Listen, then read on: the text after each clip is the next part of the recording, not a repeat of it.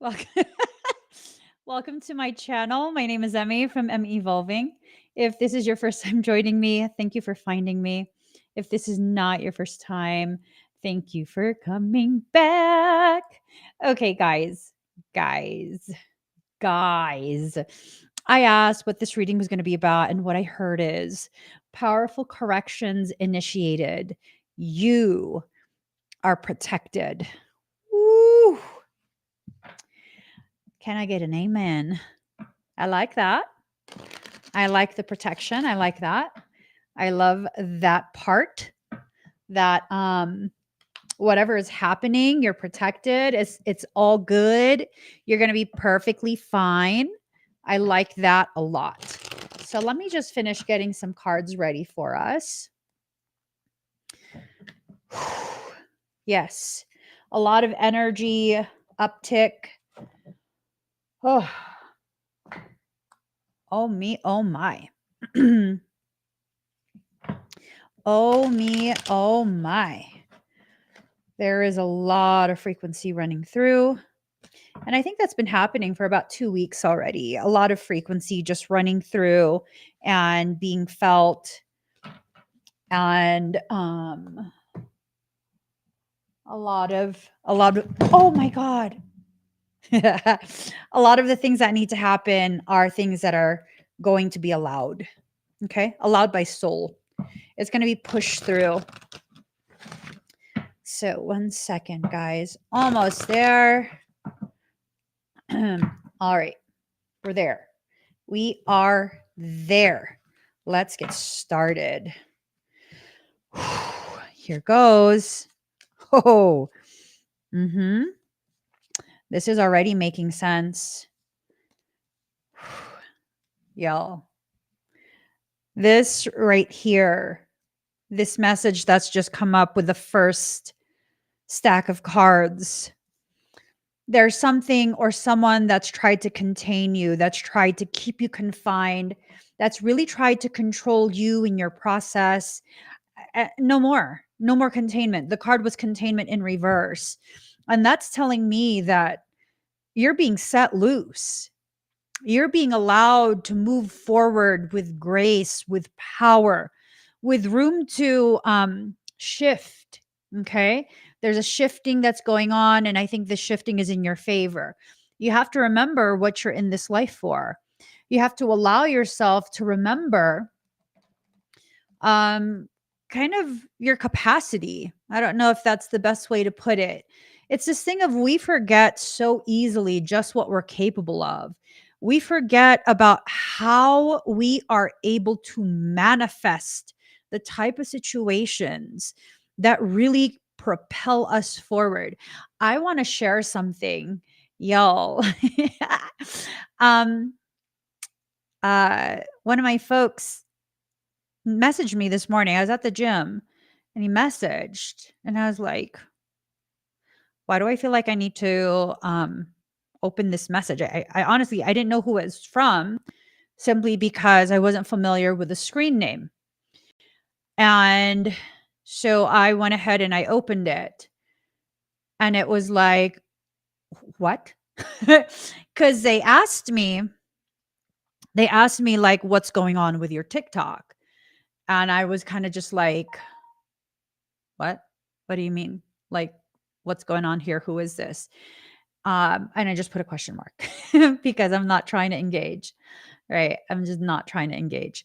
And what happened was they responded by showing me a screenshot of what they thought was my TikTok. I want to put it up here for you guys to see. Let's just take a deep breath. Let's just take a deep breath. Look at this. Look at this, you guys. Someone had cloned my account. And they said that it's impossible to get an account taken down, even after you have done everything you need to do, reported everything, provided the legal documentation, which I did. I did several types of reports and provided all the information that was needed. And this is what they thought happened. They thought my account got taken down. Account banned. Account banned. The other day, this is not my account. This is a cloned account of mine. Someone had cloned my account and was producing posts of my posts. Yeah, no, I'm legally trademarked. Emmy Evolving is a trademarked brand, legally trademarked. And what happened was I was just like, you know what? I have other things that I need to pay attention to, other things that I need to push forward. If that needs to be taken down, it will be taken down. I'm not doing any more. I am not doing any more. I am not concerning myself with that any further. And I simply just put on my account, I do not message. So someone messages you, it ain't me. Across all social media, I don't message people unless I know you or I tell you I'm going to message you. It ain't me, boo. It's not me. And I don't have backup accounts. Okay. And I got that message today. And it's this thing of like, my focus is on pushing forward. Pushing what forward? Whatever needs to be pushed forward, I leave soul completely in control of that. Soul is the only one deciding what will be pushed forward and when. And man, everything is kind of like moving along nicely. Moving along nicely. And so what needs to happen? Whatever your soul wants to happen. This is going to be a different thing for all of us.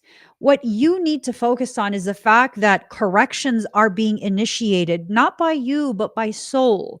And that as these corrections are initiated, what's happening? You are remaining in a space of protection without having to ask, without having to do, without anything. Without anything. Right? You just you do you. You stay focused on whatever you need to do. Okay? Your day-to-day life. That is all you need to focus on. Soul-based things, they will work themselves out. And they work themselves out in a much more smooth manner when you listen to the guidance of soul. For example, you want to push ahead, you want to rush things, you want to meet a specific deadline that you set for yourself. And soul is like, no, this needs to be pushed back for a bit. Stop. Pause. Pause. Pause. Allow yourself to accept this is the message. This is what I'm told. I don't know why. I trust it. I trust myself. I trust my soul. And you will see how things begin to work out in your favor. Passion in reverse. Whoever or whatever is trying so hard to derail your progression, ooh, they are pissed off. Who cares? Who cares? That's for them to deal with. That is for them to deal with. Don't invest your emotions in things that really don't need that degree of investment. Don't. It's not worth it. You're wasting energy that can be used to go towards extreme, elevated manifestation for you, beneficial manifestation. So just keep on moving, keep flowing with whatever soul is asking you to do. There's something that's, ooh, I like this a lot. I like this a lot. Okay. So I'm told that these cards go together. It's 3 cards that go together. I'm going to explain the first 2. We have Secret in reverse and Lady Goddess feminine. Okay. Upright. So here's the thing. It's no secret that you've entered into an active creation cycle where you are being allowed to actively create what the next experience will be. Your soul is giving you an instruction. Create an experience of prosperity. Just create an experience of prosperity. What does that mean? It can mean whatever you want it to mean. Literally, it can mean anything you want it to mean. Ooh, loud sirens. Ooh, good God. That's so loud. My goodness. That's rude. It was super loud. It's still reverberating inside my cranial space. Time to put a hat on. Oh, Lord, it's still going. Huh. Let's take a moment to just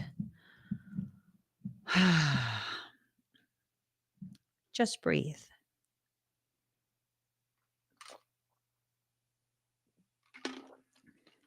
Just really let yourself get to a point where you're consciously choosing how to experience this particular moment. I'm choosing to take a few seconds to consciously choose to get back into a space of centeredness, to recalibrate my perception so as to kind of drown out the excessively loud ringing that I'm still hearing. And it's starting to taper off. And it's not me ignoring, it's me recognizing there's an alarm going off. I don't know what it's for. I'm aware. And when soul wants to give me the awareness of why I'm experiencing what I'm experiencing, then it will give it to me. And that's that. That's that. I acknowledge it. I accept it. It's an unexplainable experience and it just, life goes on. Okay. So there's a union that's trying to take place. This is a coming together of those who need to be together, not necessarily together in a romantic sense, but together in the sense of needing to complete work, right? So whatever work needs to be completed, it will be completed. For now, there's a silence that's taking place. There's an insulating type of process. That insulation is necessary so that you can have the stillness that stillness will decrease the amount of distortions you experience as you're trying to interpret the messages from soul. These are things that are very, very important. You can't be in an internal environment that is very chaotic if you want to receive the messages accurately, unless you're already very proficient in receiving I'm thinking far too fast.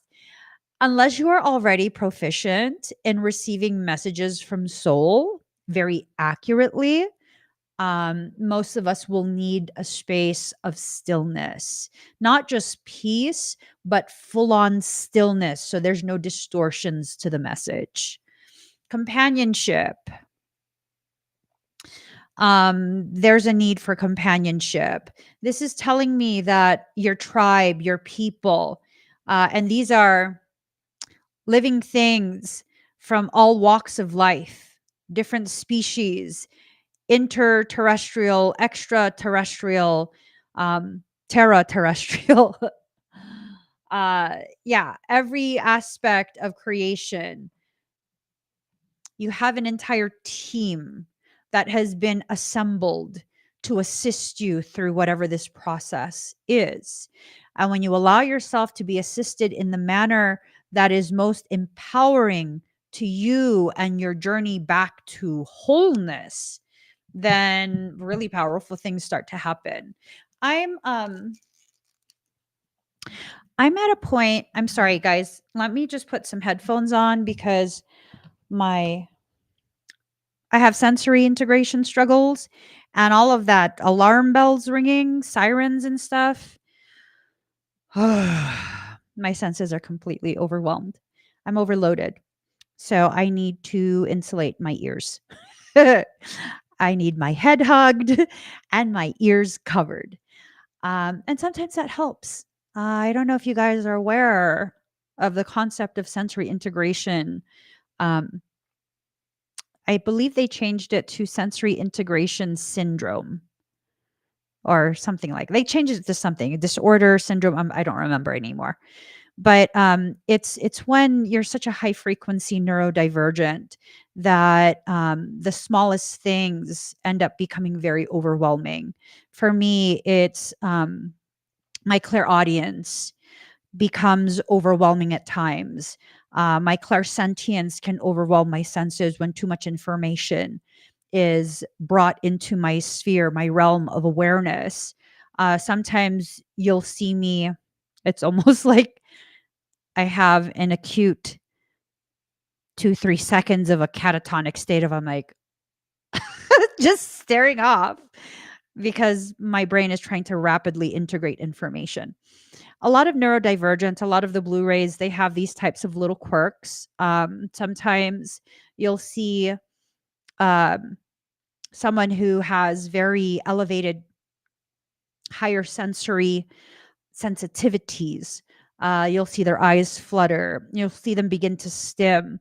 People think that I just love to sing. Singing is a form of stimming for me. Right now, under the table, I'm fiddling my thumbs, holding my own hands, fiddling my thumbs. Just all these little quirks. Whatever little quirk that already exists inside of you that helps you to regulate the overwhelming sensory experience. Embrace that. Embrace it. Understand what that is. Begin reading on what stimming is. Begin reading about neurodivergence. Begin reading about high functioning autism, high functioning Asperger's. Begin reading about as many things as you can, not so you can label yourself. We don't want to identify as anything outside of who we are. I take those words so that I can research information that will help me to better understand why I am normal, that this is my normal. Powerful, powerful corrections are being initiated all around you. And this is not something you have to ask for. This is not something that you need to force or rush or try and plan. This is something that's just naturally happening. It is naturally happening for you. So, growth in reverse. For many of us, we think that we're not growing. We have this sense of how we haven't noticed any changes. Our efforts are seemingly going nowhere. Just we're frustrated, we're exhausted, we feel depleted. All of these things that are traditionally received or seen as a negative. Most of your growth goes undetected until a tremendous amount of growth has occurred and it's no longer um, something you can deny or not notice. So take for example, I have really scrawny legs. I do. I have really scrawny legs. They're like little spindly things, right? And I want larger legs. I want to balance out my frame, and I'm obsessed with hypertrophy. I am obsessed with what I can achieve with my efforts, and it's just something I'm hyper fixated on. So the other day, I go to the gym, and since November when I got sick, my body absolutely ate up my legs. Like it was a huge difference. And of course, I've been dropping weight over the past couple months, and it's just I'm frustrated. So I think it was yesterday or 2 days ago. I go to the gym and I'm exhausted. I'm just defeated at that point. Trying to give myself a pep talk. It's just not working, boo. Weights that I normally would easily do 15 reps, 3 sets, knock it out, no problem. I couldn't even lift it one time. I was just like laughing to myself, like, girlfriend, we gonna die today. I literally said that to myself as the bar was across my hips with like 500 something pounds. I couldn't even lift it, not even an inch. And I laughed out loud. I was like, we gonna die today, girl. You gotta take off like 90 pounds. Take off a plate each on one plate on each side. Get up, take it off. You cannot lift this today. And it was sad, but at the same time, I found the humor in it. Like, girl, you came to this gym already feeling tired AF. And I'm serious. I was already tired just walking through the door. The worker was like, "Hey, how's your day?" I'm like, "I'm exhausted." My husband and him look at me, and my husband goes, "You barely arrived. What do you mean you're exhausted?" I was. I was. I was out of breath and I was exhausted. Yeah. So what happened that day? I did what I could. I did a fraction of what I could do. And and then I thought about it. I stood there for a little bit. I thought about it. I looked at my macros. I'm like, "Oh, you've been so carb depleted for like the whole week. You think you're going to do anything today?" And I was like, "We're going to do whatever we can do. And if it's like a third or a fourth of what we normally do, that's fine. We're not going to do everything. We're going to do what's important to continue with balancing both the left and the right side. And when we have absolutely nothing left, we're going to stop." That was my pep talk. That was my pep talk with myself. It didn't take long for me to stop. It didn't. It didn't take long for me to stop. I was like, "I'm done. I can't do anymore. I can't. I'm going to hurt myself. I'm done." And I was like, "Well, you have a little bit of pump in your muscles. Why don't you just go ahead and take a progress video so you can kind of document what kind of foolery you do when you don't track your macros properly? You log them, but you don't track them like a freaking weirdo. You need to pay attention." And so I took a progress video. Yeah, I didn't realize I'm progressing. I didn't realize I'm progressing whatsoever. I was like, "These scrawny ass little legs of mine is just going to be what it is. I just, I need to take in more of whatever I need to take in more of. I need to pay attention to how I'm feeling. I'm not going to beat myself up over this." I think it's important I share with you um, that progress video. I wasn't planning to, but I think it's important. I think that we need to. I'm gonna. Oh yeah, I've been struggling for the past week. I've really been struggling with my perception of myself, struggling with being fully present enough to pay attention to what I need more support in for myself, like how I can best support myself through my process. And that powerful correction that was initiated, it was me correcting my mindset and perception of myself. I needed to correct that. That's an important part of me being able to see myself as clearly as I possibly can. So I'm going to go ahead and my face. Y'all, I ain't even ashamed. I am not even ashamed. I'm okay. No, I don't know. My face. I'm so fucked up in that picture. Okay, let me go ahead. I'll share the video. That I'll share with you guys. So, leg development. Here we go. All right. I'm over here like scrawny ass freaking legs. And I was like, "Oh, I can't see the lower part of my scrawny. Let me put this away." Yeah, no, I'm thinking I'm progressing. That's solid. That's solid. It's still scrawny for my taste, but that's solid. I'm seeing some development over by my knees. It's feeling more stable. I'm getting a little bit of a, I'd say that's a ripe apricot. It's not yet a peach. It's not a peach, but it's an apricot. It's a ripe apricot, right? It's a ripe apricot. So yeah, I'm like, okay.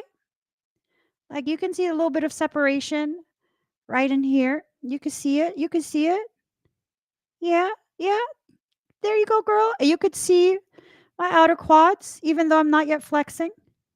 Look how big my foot is. Oh, thank God that's hiding my foot. I got some big ass feet for someone my height. I do. I do. I have big ass feet. Hold on. Hold on. Let's.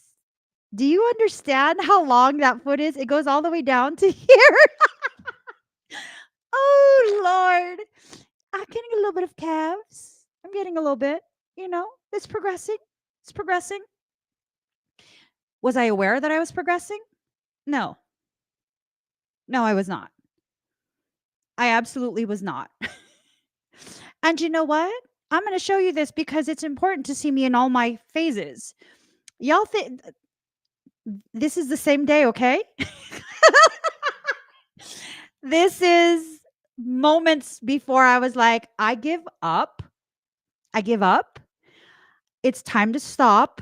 Let's just take a progress pic so you can hold yourself accountable. Look at this. Look at this face. Oh my God. I'm going to die looking at this. I was so disheveled. I was like, I'm going to die. I'm going to die here. And I don't know where my husband is. I don't feel good anymore. You can see it all over my face. My hair is absolutely disheveled. I have no shame in showing myself in my most authentic state. No shame at all. Right? Little did I know. Yeah, Lisa. You see my face, right?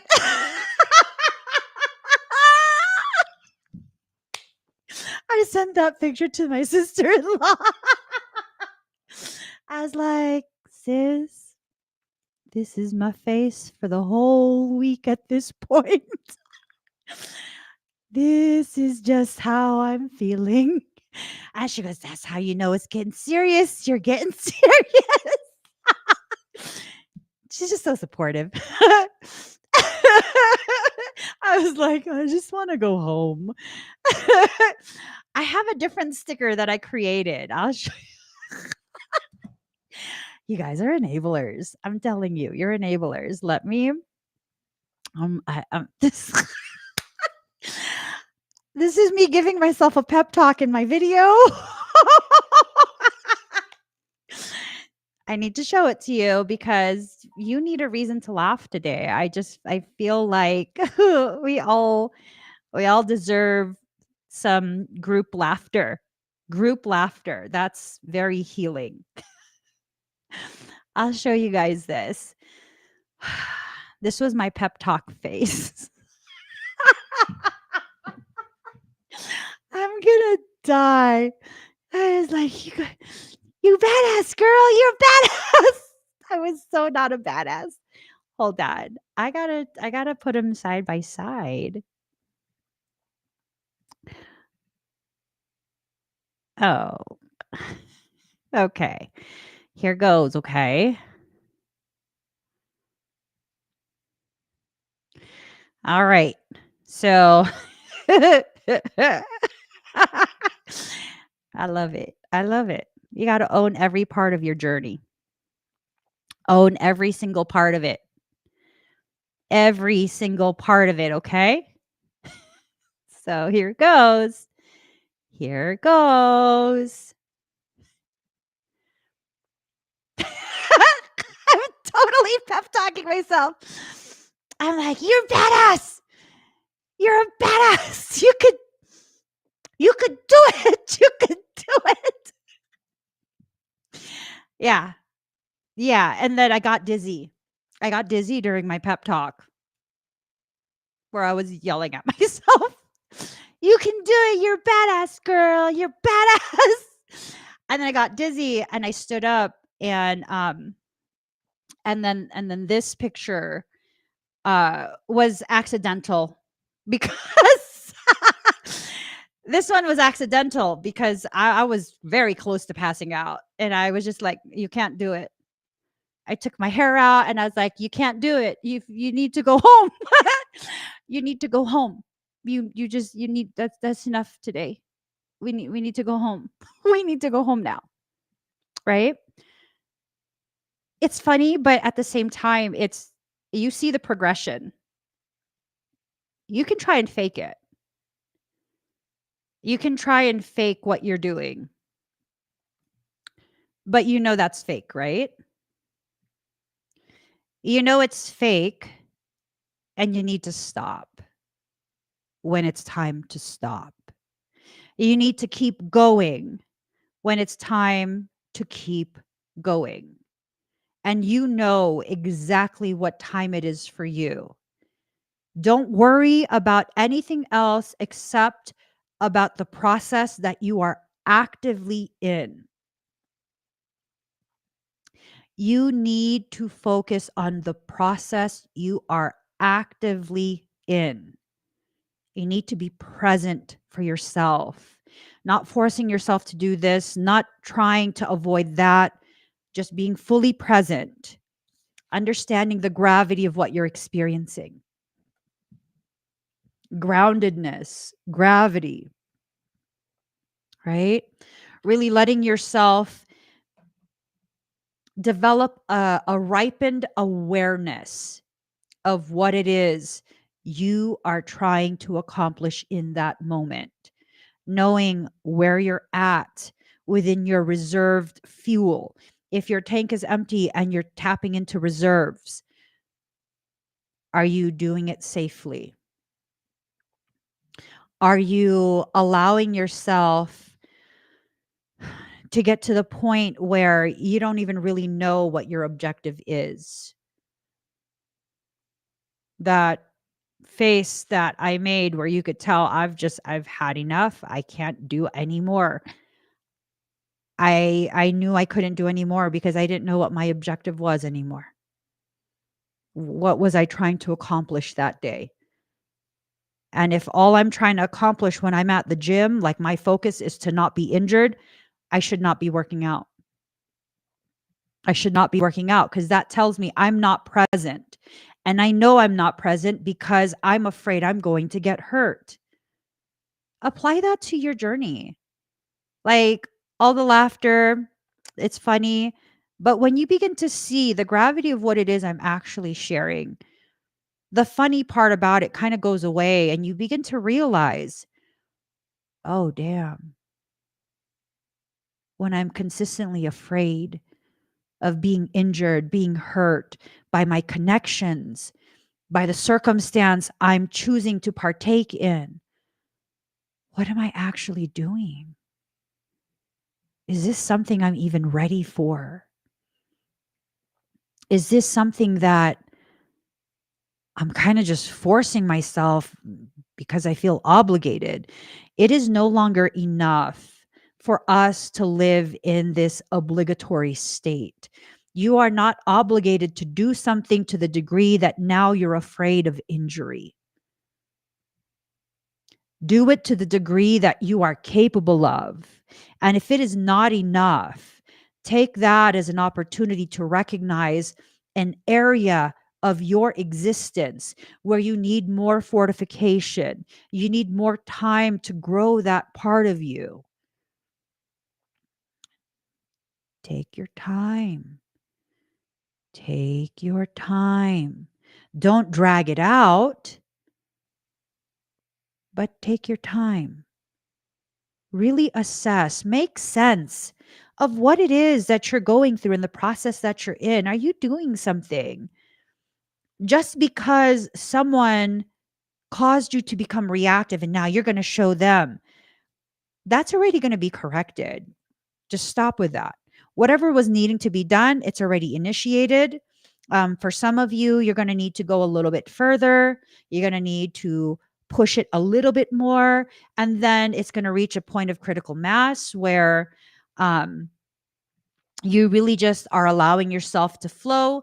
And that's that, right? You're just going to allow yourself to flow.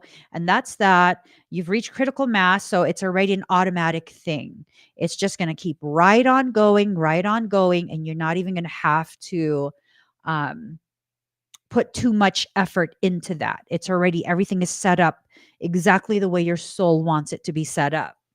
So purity and ice, but it's in reverse. Let's look at the image. There's some wild stallion looking for you. And there you are hiding from your wild stallion. I don't know.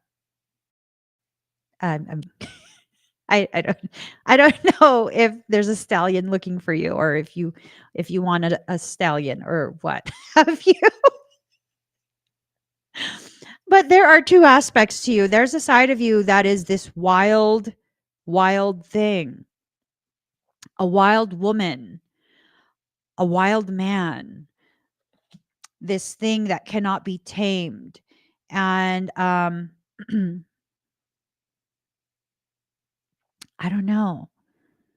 It's like you've forgotten that side of you and you've chosen to simply identify as this part of you that, wants to sleep your time away because life is cold. Life is just, it's cold. It feels inhospitable. And, that's just the other end of the spectrum. That's not all you are. This fragile thing that needs to be tucked away, hidden away. You're also this very strong, very, very strong, well equipped creature for the environment that you're in.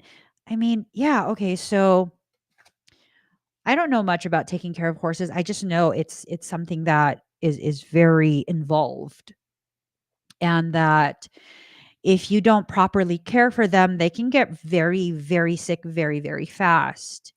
That, that you can't put them in their stall and leave them sweaty. Some of them need to have blankets strapped onto them. Just all sorts of different things that, again, are very involved and often involve very expensive equipment and supplies. But then at the same time, it's like that's that's that's a horse that's kept by a human. There are horses that are wild. They have no blankets. None. They don't have someone to put shoes on them. They don't have vets. They don't have any of that. They simply exist and they're powerful. They're hardy. They are well equipped for the environment that they were born into. I think when we allow ourselves to be kept by another, maybe the expectations that someone else has instilled in us about ourselves, maybe that's a form of being kept by another. Well, yeah, then we're going to have all of these different things that horses that are kept in captivity need. Those are necessary. So, what do you need to do? You need to allow yourself to tap back into that wildness. I'm not talking about acting wild, I'm talking about connecting with the wild nature of you. I'm talking about allowing yourself to recognize whatever environment you're in, you are very well equipped for that environment. That is your natural environment. You are very well prepared. You might not realize it. You might be caught up with all of the things that are happening that need to be corrected because at some point you've allowed people to um, feel or think that their behaviors directed at you are permissible and tolerable. and that their entitlement to you, your energy, your time, your resources, that they have a rightful claim to that. No, they don't. I'm getting to a point where I make it a point to let people know I don't got to do anything for you that I'm not wanting to do, that I don't feel called to do. And I'm not ashamed to say no. I still am struggling with boundaries, but man, the type of progression I'm now making, excuse me, it's a powerful correction that's been initiated. And I'm able to shift back into a space of centeredness because I understand I am very protected. I am very protected. And it is not just me that is very protected. All of us have intrinsic protection. So, the map maker of destiny, authentic purpose, inspiration, free will, it's in reverse. Excuse me. So, everything I said, you can feel if it resonates. Everything that I said, let yourself feel. Does it apply to you? Does it apply to you? Is your soul talking to you right now through me? Is that what's happening? Have you become so engrossed in this internal monologue and now only now, realizing the one speaking was never you? It was someone else's expectations of you. It was someone else's demands of you and your sovereign free will. That's hard. That's hard. Because then when you come to that realization, you begin to feel some type of way about yourself. You begin to accuse yourself of being weak. You begin to accuse yourself of being fake, of this, of that. All of these things you accuse yourself of. Very, very negative. Is that necessary? Is that necessary? Is your soul trying to protect you from your own attacking of yourself? I think for some of us it is. I think for some of us, we really need to come to this very hard and very harsh acceptance that we are the most meanest person to ourselves in our entire life.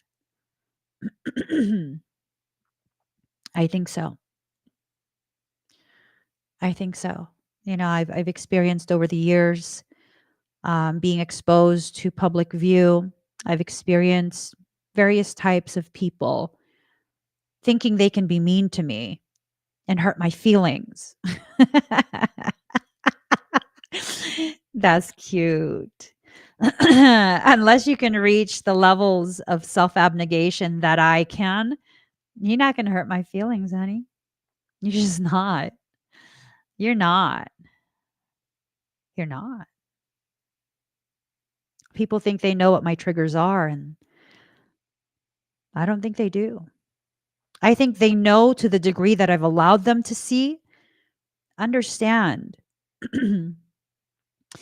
I allowed you to view to the depth of maybe 4 feet inside my waters. And you think that's deep. Is it? I mean, how deep do I really go? You're in at 4 feet. You think that's deep. I mean, do you think I'm only 6 feet deep in my water? 10 feet deep? What if I'm deeper than the depths of the Mariana Trench? That's a couple miles. That's a couple miles. 4 feet is nothing. People only see you and know you to the degree you allow them to see and know. There are people in my life who are very comfortable with me. We are very close. We are very bonded. And I see parts of them they will never show other people. And I'm over here like, oh, Really? They really think they're gonna, like, hurt your feelings? I doubt that. I doubt that. They're like, "I see you. I know you. This you're not gonna care." But that other person don't know that, right? You're protected from yourself. When you try and be hurtful and harmful to yourself, I think sometimes your soul will go out of its way to protect you from that. It will preoccupy you. It will find ways to soothe you. This is a period where everything is being very much corrected, very much rebalanced. And this goes for every single person as an individual, as well as for the collective whole, as well as for the entirety of creation. There are corrections that are taking place. The wise woman of Wonderland, integrity and compromise. You need to tap back into that depth of integrity and compromise between the self and the soul.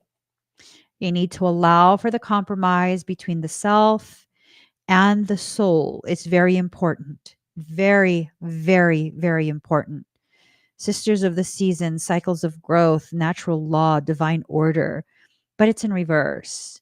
So, this is telling me that we're not recognizing the cycle of growth we're in. We are disregarding the natural law of things, the divine order of things. And we are partitioning ourselves from the people who serve as our sacred sisters, as well as our sacred brothers. Let's not leave the men out. It's time for us to allow ourselves to recognize the communities that we are part of, that you're part of more than just this community. Although I hope this is your favorite community. I do hope that this is your favorite community. I'm not even going to pretend I was joking. No, I do hope this is your favorite community. I know it's mine. It's the only community that I will allow myself to really acknowledge that I am a part of, deeply, deeply part of.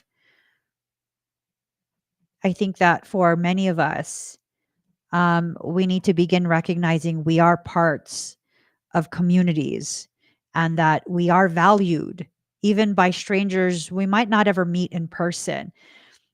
You guys, we live in a time where your bestest friend might be someone that you have only interacted with on social media and you have never met them.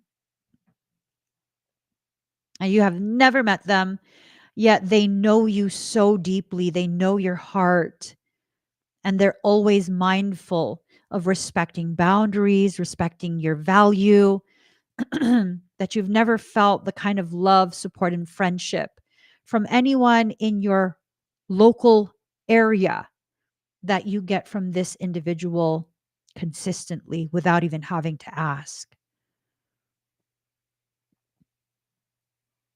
It's okay. Allow yourself to admit you're no longer alone.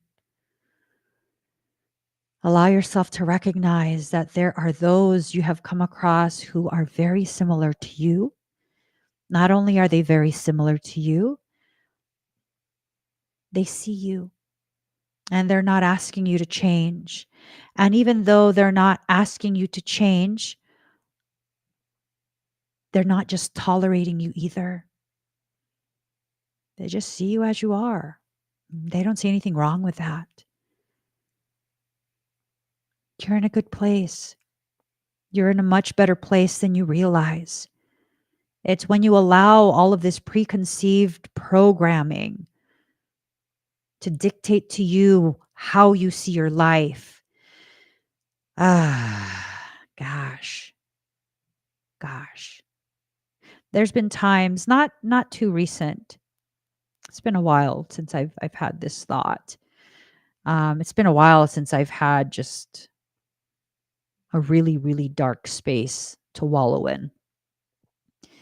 But as part of my history, there have been occasions where I just feel and think so deeply that like no one understands.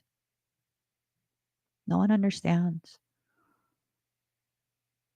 No one actually knows me. No one cares. That even if I was to disappear, like it wouldn't even matter. Like it wouldn't matter. Like who cares? It wouldn't matter. And then of course, here comes my husband. Do you know how many people would be mad if something happened to you? I mean, I know this people who think about these types of things, they think I'm talking about self-harm. I'm not talking about self-harm. I'm just saying like what would it matter if I was never live streaming again? Like there's so many people who live stream. What would it matter if I just was like a very private person and never allowed myself to be publicly visible again? And then of course, like I said, here comes my husband. You haven't been live for like 2 days. You know how many people are like thinking something bad has happened to you? You need to make a post and be like, "Hi guys, I'm okay." He'd be like, "No, I'm serious." He'd be like, "You can't be doing that." Where you're like, "It don't matter." Right? It does matter. It does matter. I don't know why it matters. You matter. Did you realize that for those who have allowed themselves to be recognized? I know. I would feel people missing me. You're absolutely, you know me, sexy Jesus. You know me. And then I'd be like, I'm sorry. I've been quiet. I needed to nap. I needed to eat snacks and lay on the couch. you know? So there's times where it's just this thing of you need to be just bluntly reminded, hey, you've been commenting on here and other people have been noticing you and they've been secretly falling in love with you in a platonic way. And then you're just gonna like withhold yourself. That's fucked up. Those are basically like my husband's words. He's like, you made all these people obsessed with you and then you're just gonna disappear. That's fucked up. I didn't make anyone anything. And he goes, yeah. Yeah. Um, I know what he means though. I go ahead and I become a part of your day pretty much every day. And it's like if your best friend and you talk every day and then suddenly they just stop answering every text message. They don't answer your phone call. And maybe something is wrong, maybe nothing is wrong, but you're not told anything. And now you're wondering what did I do? Did I do something? Are you mad at me? Right? And I know I know y'all be paying attention to who comments. I know you guys do. I know I do. I know that I notice when someone, even though they're on the live stream, they're not commenting. I feel them and I'm kind of like, "Are you okay today?" But of course, I'm going to stay in my lane, mind my own business, and just let you have your time and your space, right? So, the point of everything I'm saying right now is that you matter. Your existence is noticed, not just by me, but by our community. There's quite a few of us who don't comment ever. And I get it. I'm an introverted person as well. But I also want you to know if you've never commented, I can hear you having conversations with me and other people in the comments. I hear you answering their comments, but never actually putting it in the chat. My mind is a messy space. There's like, I don't know, 15 to 20 conversations happening at once that I'm just like, "Oh, really? Oh, shoot, you too? Oh, damn." And I'm just like, "La, la, la." Yeah, no, I can partition my consciousness like that, where I can be aware of multiple conversations occurring at the same time. Yeah. Again, the whole point of everything I'm saying is that your presence is noticed. You matter. Your existence matters. The resting tree, patience and stillness, but it's in reverse. So, what is that telling me? Look at it, look at it, look at it. That's me after the gym, waiting to be fed. See that? She's in a fetal position, looking at and feeling her calluses in her palms. Um, Patience and stillness in reverse. I think rather than allowing ourselves to speak openly,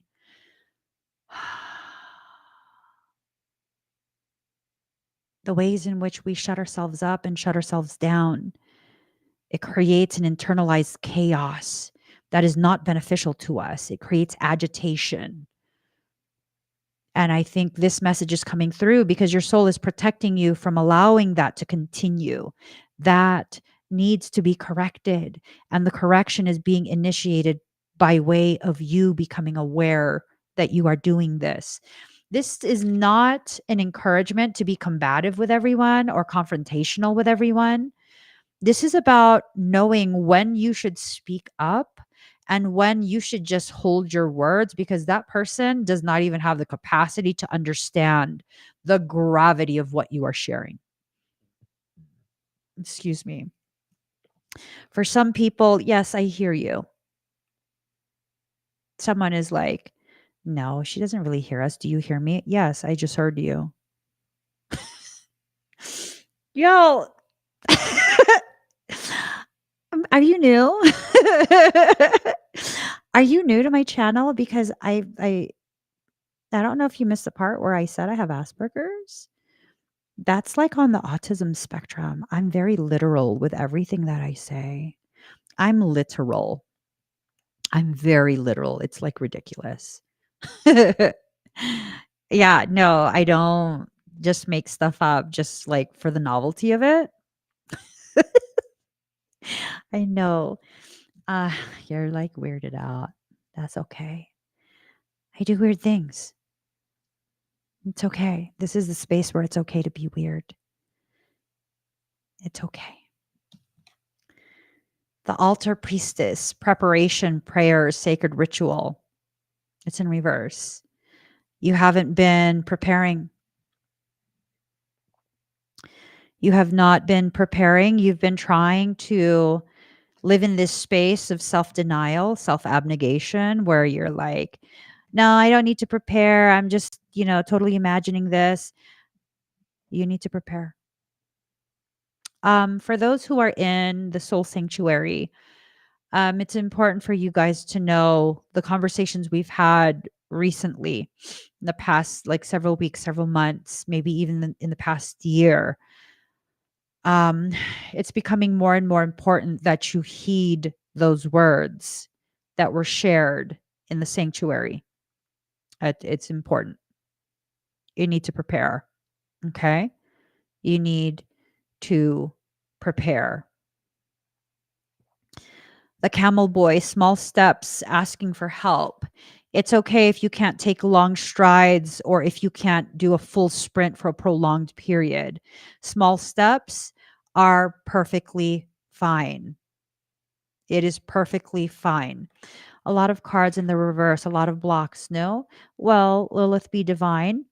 Um, yeah.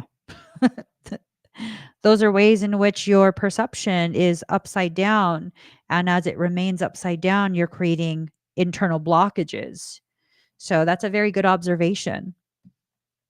Very, very good observation.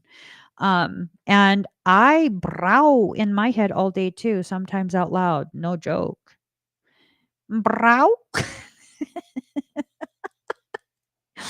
I brow at family. I especially say brow to Fuzzy Mayo. Y'all don't know Fuzzy Mayo. I wish I could tell you about Fuzzy Mayo, but he's um our resident colonizer. He is the colonizer of our house. And he just does whatever he wants. Doesn't care what anyone else says, and he will claim things without your consent. Yes. Yes. I say to him, "Ma brow?" And he knows. He knows I'm speaking to him. He knows because he is the only ma brow in the house. Okay, awaken again in reverse. So that's telling me that for some of you, because I'm not going to claim that, for some of you, you're trying so hard to remain in this space of like, this applies to everyone but me. I promise you, boo, I'm probably speaking directly to you. Like, no joke. No joke at all. Like, I'm probably speaking directly to those of you who are in a space of, oh my gosh, this is so cool for everyone. I don't think it applies to me, but it's so cool for everyone. Uh, I'm, I'm, I'm most likely speaking to you. There are choices to make. And those choices that need to be made will serve as your celestial teacher. It's going to teach you something very profound about yourself. You have to allow it though. These corrections that are occurring outside of you, they're corrections that are intended, designed to help you become fully aligned between the reality and the potentiality of where your life is headed. There are so many shifts that are taking place that are supposed to help you get to a point where your life is flowing so profoundly. When I say flowing profoundly, I'm talking about in every aspect, with developing connections, with creating opportunities, financially flowing with healing, abundant in friendship, companionship, growth, healing, everything, everything, everything. If you continue to see your life in an upside down manner, as Lilith Be Divine just said, those are blocks that are forming. Those are blocks that are forming. If you choose to exit out of that existence of creating blockade after blockade, you will then enter into a space of limitless existence. Limitless existence. And you have to have compassion for yourself as you go through this process. So, Lilith Be Divine says the stillness you spoke of is kind of hard for me, challenging, not going to lie. For me as well. It's a trauma response to consistently have something going on in your head and outside of you. It's a very, very indicative thing when you can't ever sit in a quiet room. You need something always playing. Why? To drown out the potentiality of what you're the most afraid of. And what is that? Experiences that give you undeniable proof of how elevated, advanced, and gifted you actually are. Let that sink in. Let that sink in. When was the last time you were able to sit peacefully with yourself?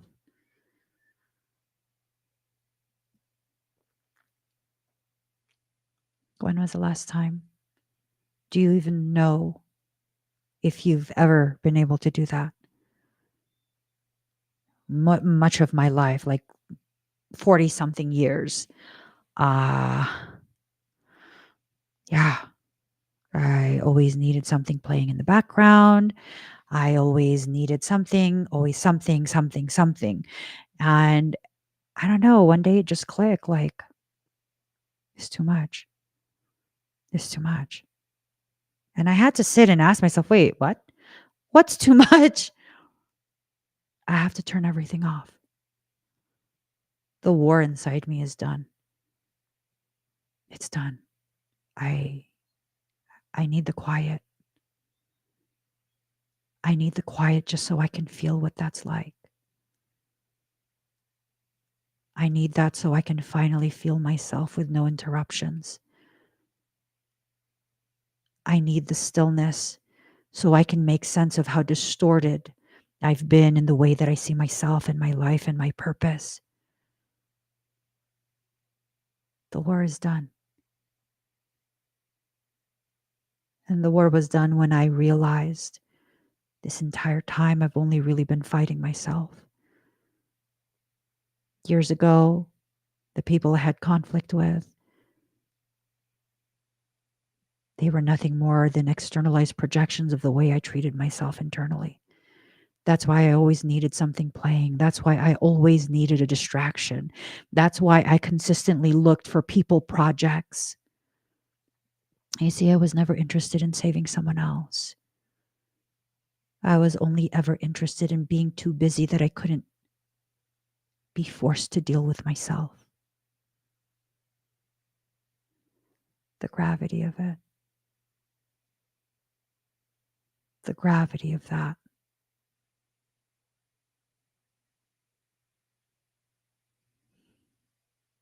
And then coming to the point where I needed to experience an externalized projection of my own self-treatment.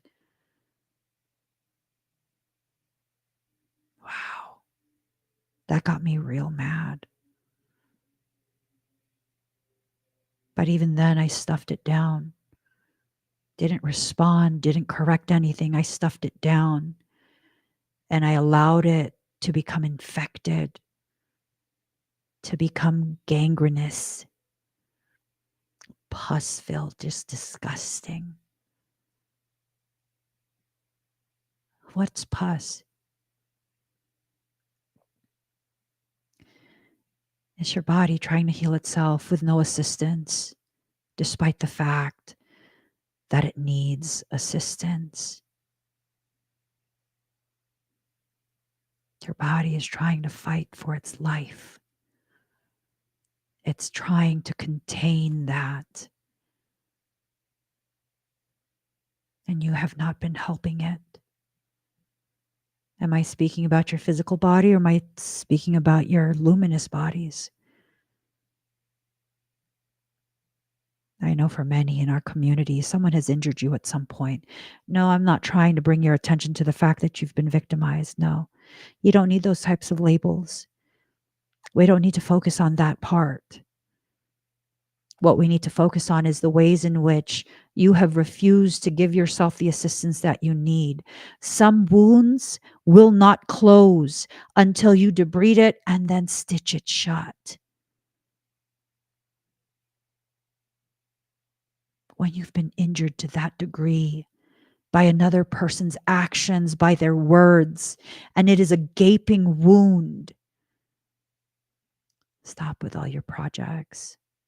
Stop with all the justified, highly intellectualized excuses as to why you are going to ignore your needs. And this has gotten to the point where your soul is like, listen, we're correcting everything outside of you. We are even protecting you. Just focus on healing, please. Just focus on healing yourself, please. Just allow yourself to recognize where the infection is. And what needs to be done. You can't just shut that wound and trap the infection inside you. A lot of what we are taught in spiritual communities is how you're going to staple that wound shut without so much as disinfecting anything, without even addressing how much is stuck in that wound. I'll share something difficult with you guys. A few years back, one of my kids was riding the bike outside and he had an accident. I don't know what happened. I was in a session. All I know was during that session, It was a black magic revocation. And in the middle of the session, I had already initiated the revocation, and the candle fell over. And I was like, that's weird. Why did it fall over? Of course, I'm in a session. Session continues. I corrected it and I continued.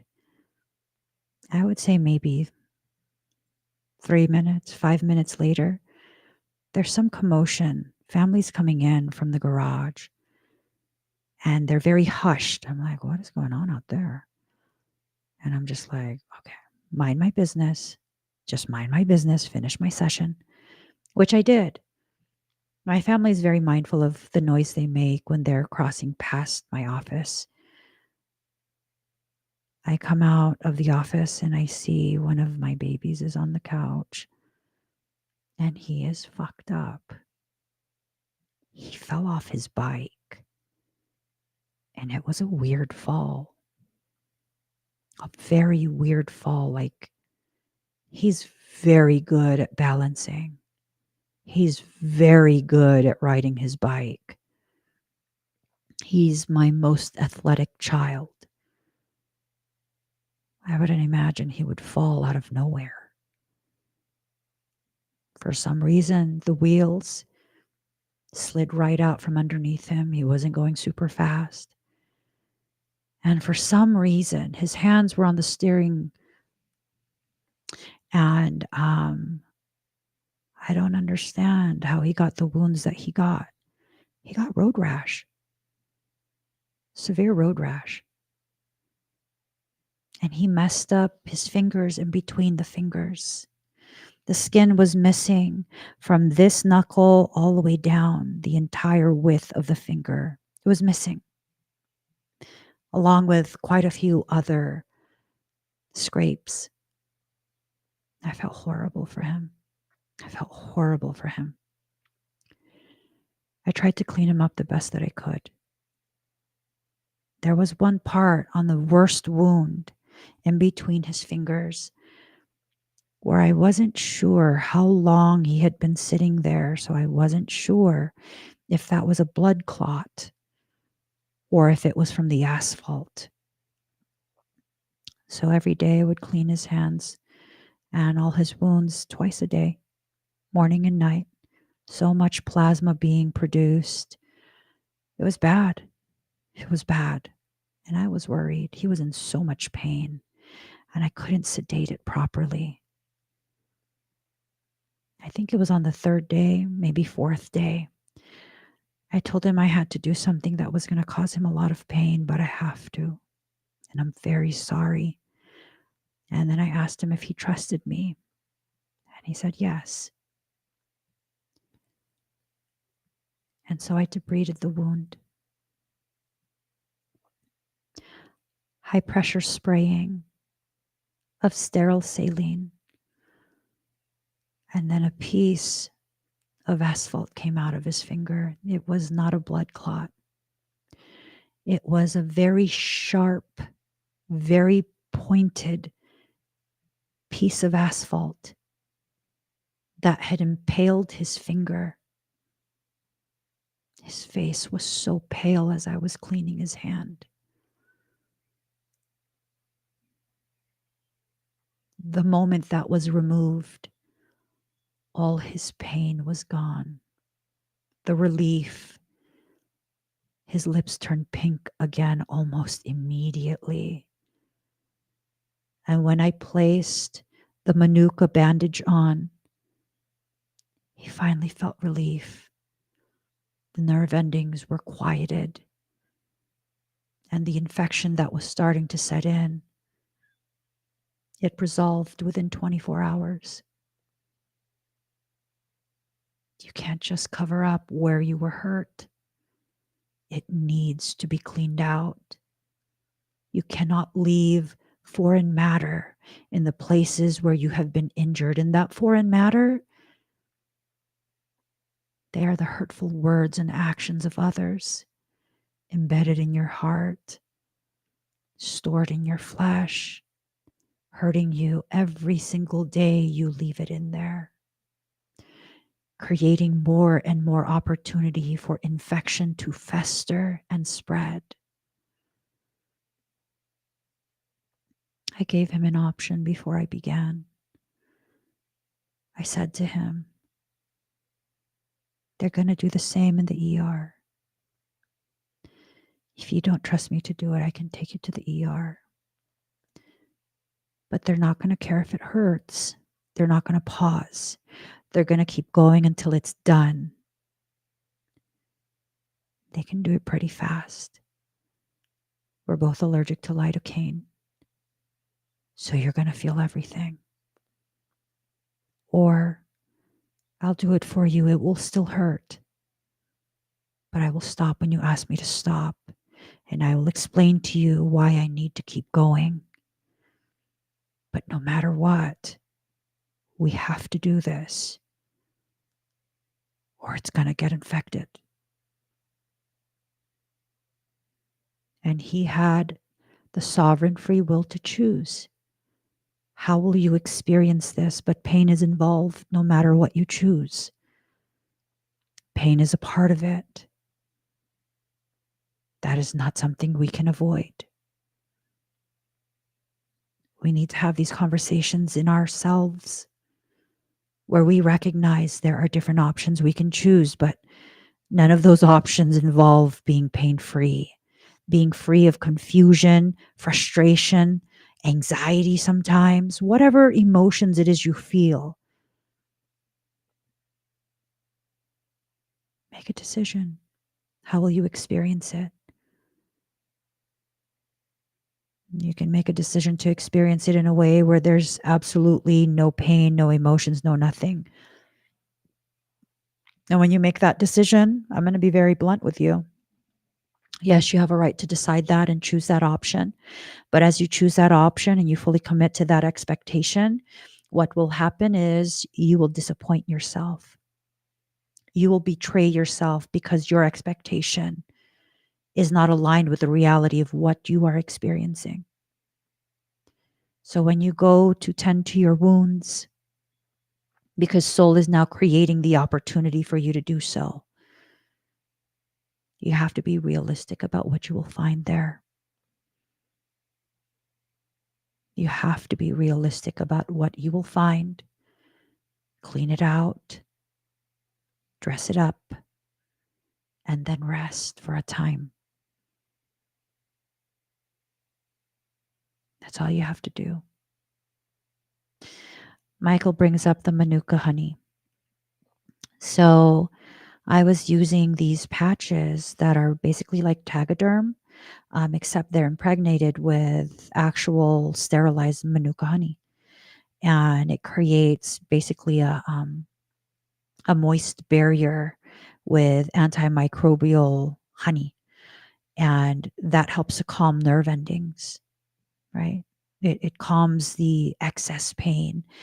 And because the wound is being protected and nourished, it accelerates wound healing. I can't emphasize enough the importance of looking into the use of Manuka honey impregnated bandages and whatever else you can find if you're severely wounded. But he brings it up because what's honey? For most people, they don't know what honey is made of. Most people don't know what it is. They're like, it's honey. Bees make it. Yeah, but how do bees make it? Honey is their saliva. Pollen mixed with saliva. Yeah. Did you know that? So when you allow the kind words of others to lay as a bandage over your broken parts, your parts that need healing, when you allow your community to serve you, much like the bees serve humanity. I mean, gosh, the degree of healing that can occur.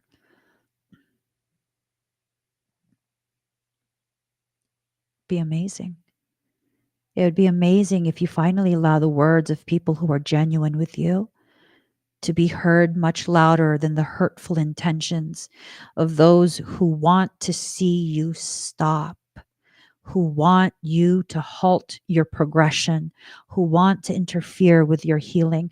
Each of us have at least one person in our life or in our vicinity who does not want us to continue on our healing journey. You know what I say about that? Fuck those bitches. Absolutely. I say that with as much venom as my peaceful heart can muster. I feel peaceful today. I do. I feel peaceful today. I ate a fat ass steak. Before I went live, I ate a fat ass steak. Let me see. Let me just hold on. When I say fat ass, I'm all breathing hard. Thinking about the steak, I'm breathing real hard.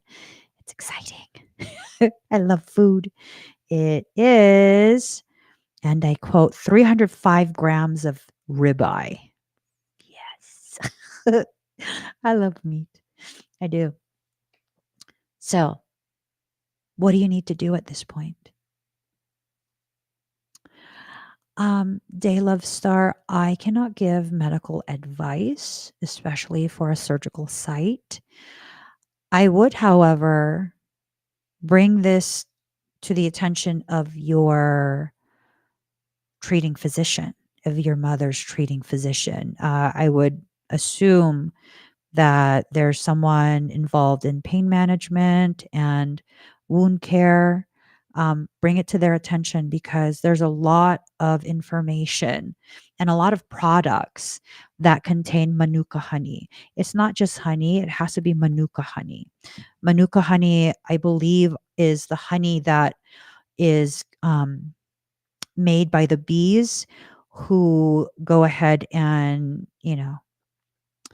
play fondly with Melaleuca, which is tea tree. Yeah, that's what gives it such a potent antimicrobial characteristic, is what I've heard. I would look into it. I would definitely look into it because it really helps to accelerate that wound healing. It helps it quite a bit and it keeps the person pretty comfy. So let me get a final card for us. I got class. I got class today. Actually, let's go ahead and do a mini reading. Hashtag 1, 2, or 3.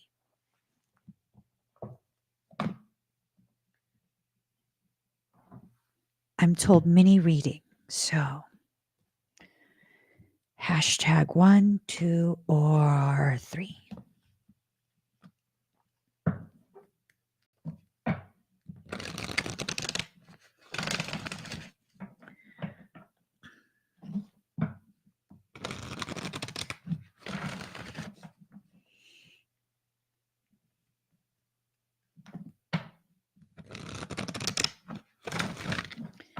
Alrighty. Oh, there's a whole bunch of stuff really quick before we start.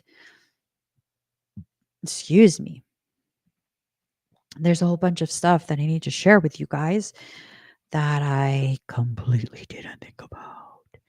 So first and foremost, I'm going to be doing a live stream for the eclipse on the 25th.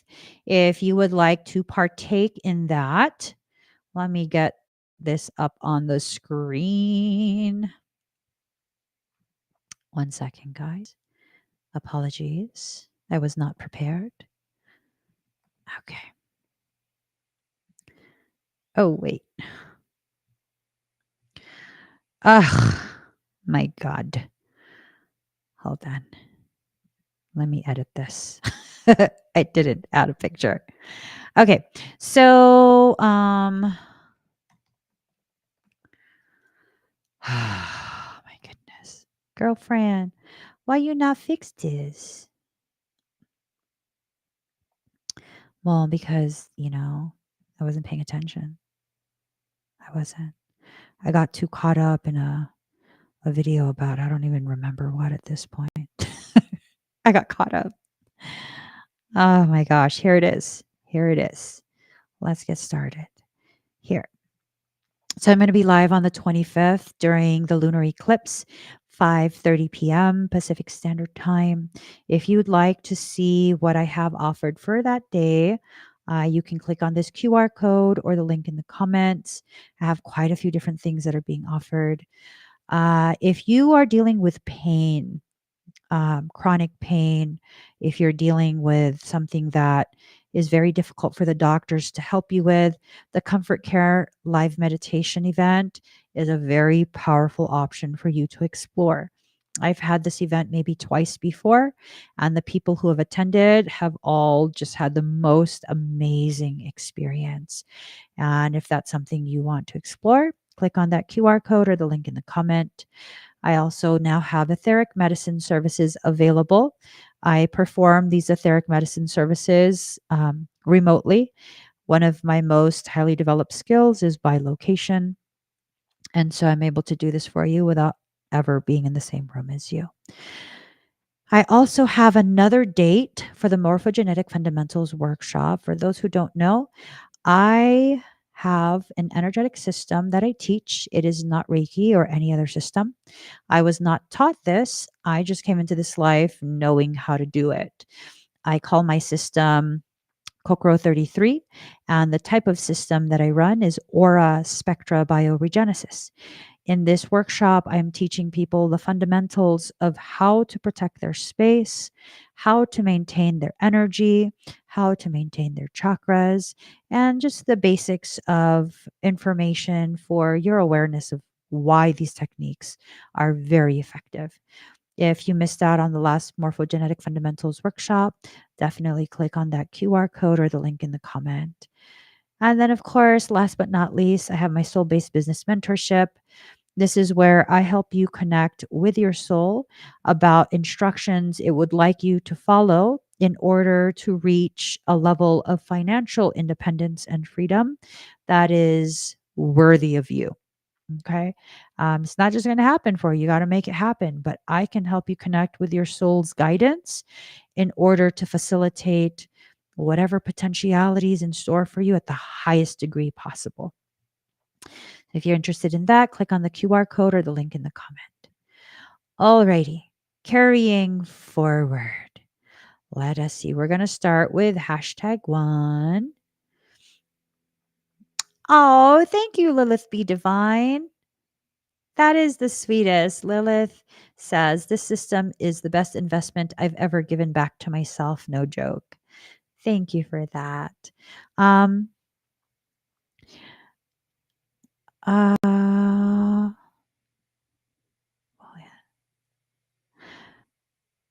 Janet says, will the advice change based on what stage of life you're in? For the soul-based business mentorship,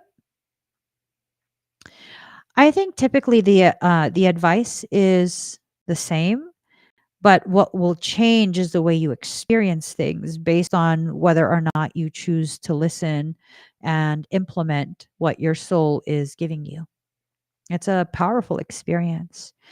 Um, like for me personally, part of the way I was able to grow my business or start my business and remain in business since I believe 2016, 2017, is by following the guidance of soul and the visions for me in particular. And of course, this is my personal experience. It hasn't changed. It hasn't changed. And there have been many cycles of me being on board, me screaming to be let off the train. Yeah. And it's like my recognition that those are all natural part of what it is I'm trying to create, because I want to have some say, I want to have some control, I want to guarantee all of these different things that are very common for people to experience.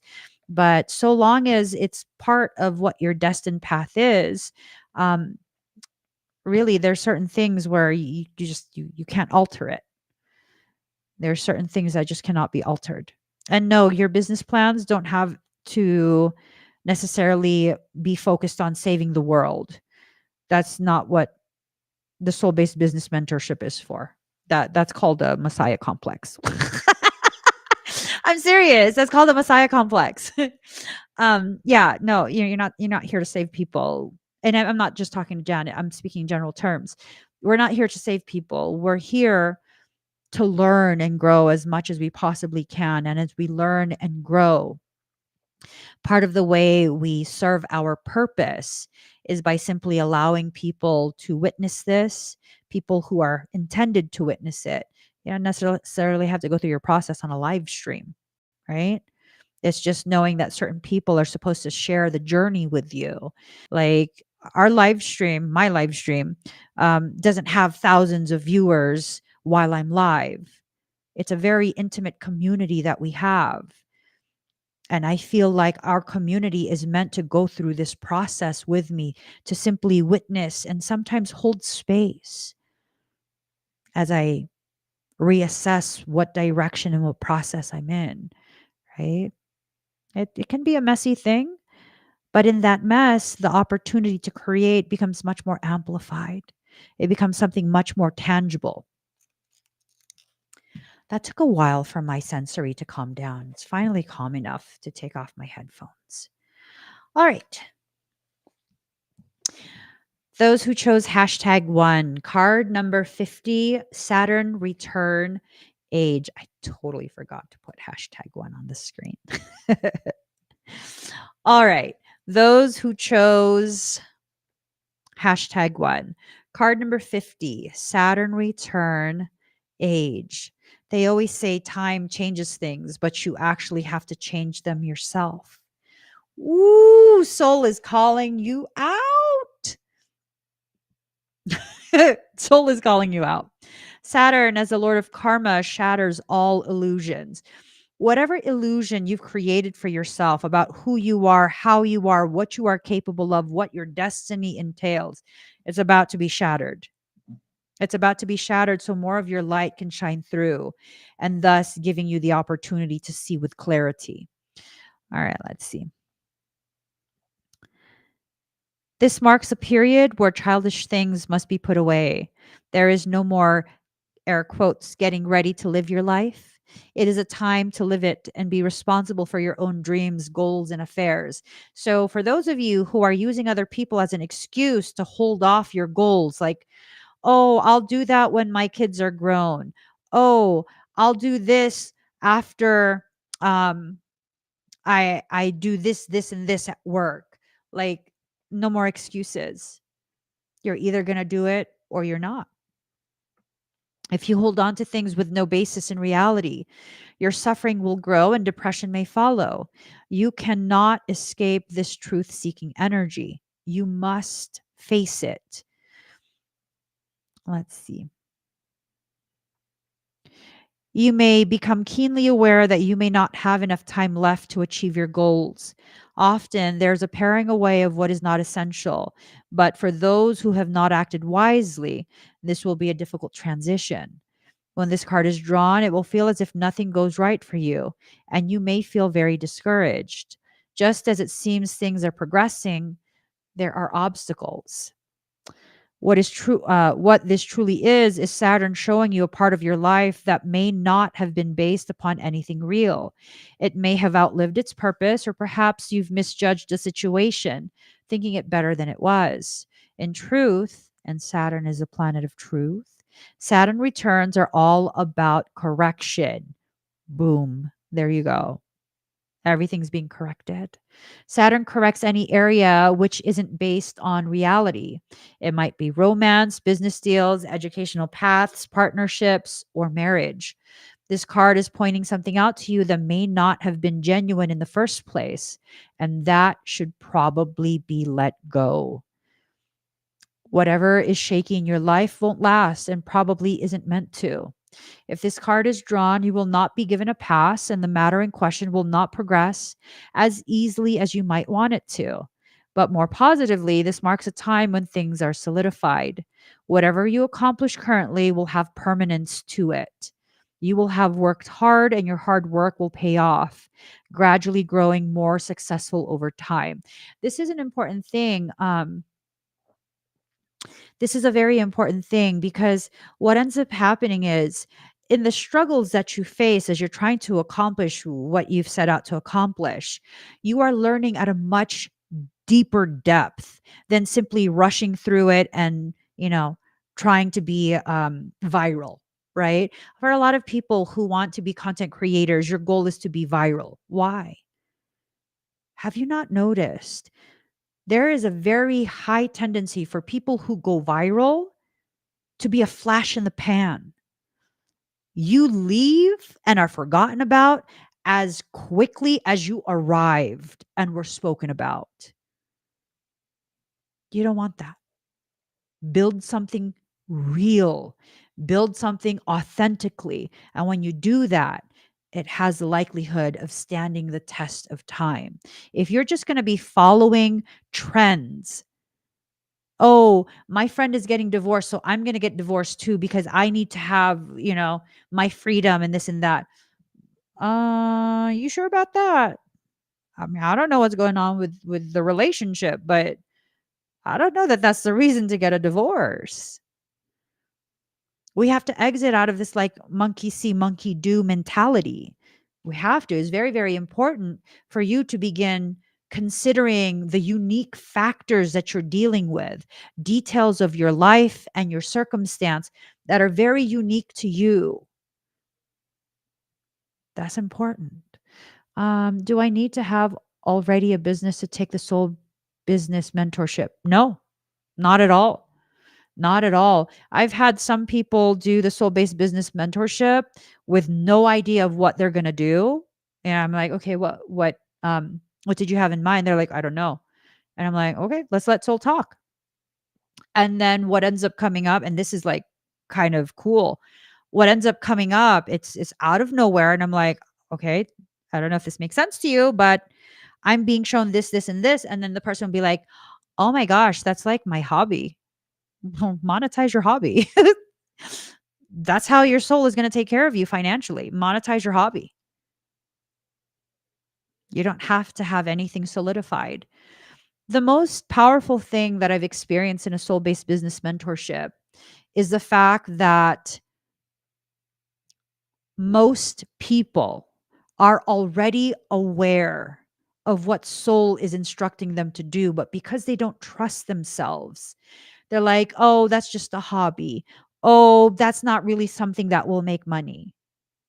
Oh, I don't have a degree. I don't have this. I don't have that. Yo, my businesses are soul based businesses. I don't have a degree in anything.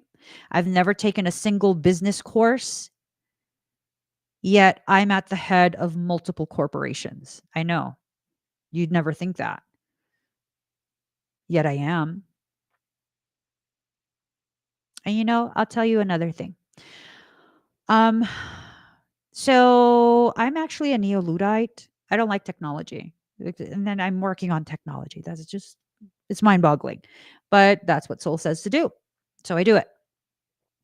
And the thing is, as a neo-Luddite, I don't pay attention to algorithms. I don't pay attention to analytics. None of that makes any kind of sense to me. But numbers speak to me. Numbers absolutely speak to me.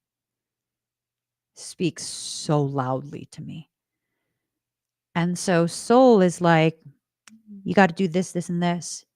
You do these three things, the numbers will sing. Oh boy, did the numbers sing. With those three suggestions. And again, I didn't watch any videos. I didn't take any courses. I simply did what soul told me to do. Within a 48-hour period, my reach, organic reach, no ads, no nothing, went from like 150 profiles on Facebook to 500,000. I don't know why. I just know soul told me to do that. And then that's what it did. And I was like, oh, that's lovely. I like that number. It was something like 530 5 or 538,000. And I was like, ooh, change, solid foundation, convergence. I like that because numbers sing to me. Hold on. I'll give you an example. I wanted to quit. I felt like, oops, yikes, didn't mean to show that. I hope it doesn't show up. I meant to block them.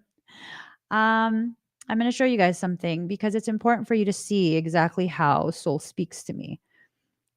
Okay. This was during a time where I kind of wanted to quit because I go through these periods where it's like, I really don't want to be heard. I don't want to be seen. I want to live an obscure life. I don't want any of this. I'm not interested in being famous or a celebrity or recognized. I want to do what soul tells me to do and then leave it at that. So I'm going to show you guys this. I've showed you guys this before. Soul-based business, allowing your soul to speak to you. Hurry it up. I ain't got all day. It ain't funny. I got school tomorrow. Did you guys see that video of the little girl who someone in her family was just an absolute jerk and drew glasses and a mustache on her with a Sharpie, with a permanent marker while she was sleeping? How rude. How rude they did that to her. Okay, here. This is a glitch, and this is a YouTube glitch. At the time, my sub count was hidden, and my sub count was much higher than it is. YouTube's been punishing me for years. I like it. Do it some more. I'm joking. I'm joking. My God. You've already had me shadow banned for several years. Just relax, YouTube. Relax. Relax. Okay. Look. Look at that. Look at that. And my littlest, he was watching my channel on his iPad for some reason. This was a few years ago. And he's like, he keeps talking about how I'm a big deal. And I was like, okay. Thank you. I didn't know that on his iPad, when he goes to my videos, he sees my sub count is 9.39 million. I was like, what? I don't have that, baby. And he goes, yes, you do. And I don't. I promise you, mommy's not mommy's not a celebrity. Mommy's not a big deal. But here's the thing. Here's the thing. The gravity of this right here, the gravity of this. Do you understand the gravity of this? You see, the average person would see this as 9.39 million subscribers, which is a scary thing for me because I'm introverted. I don't see it as that. I see myself being given a solid foundation flanked by God, guarded by Michael, and that any of the subscribers who wish me harm must first go through him and God itself before it affects the foundation that God is asking me to build. This is my soul telling me, stop being afraid of the very purpose you were born to fulfill. We'll give you some time because you're moody and you're a little bit confrontational. So we will give you time, little lady. We will give you time. But this is just a reminder. The foundation you are building right now is flanked by divinity itself and guarded over by Michael. And whatever fears you might have about subscribers being malignant towards you, they must first go through him and God itself before it could ever touch what you are being asked to build.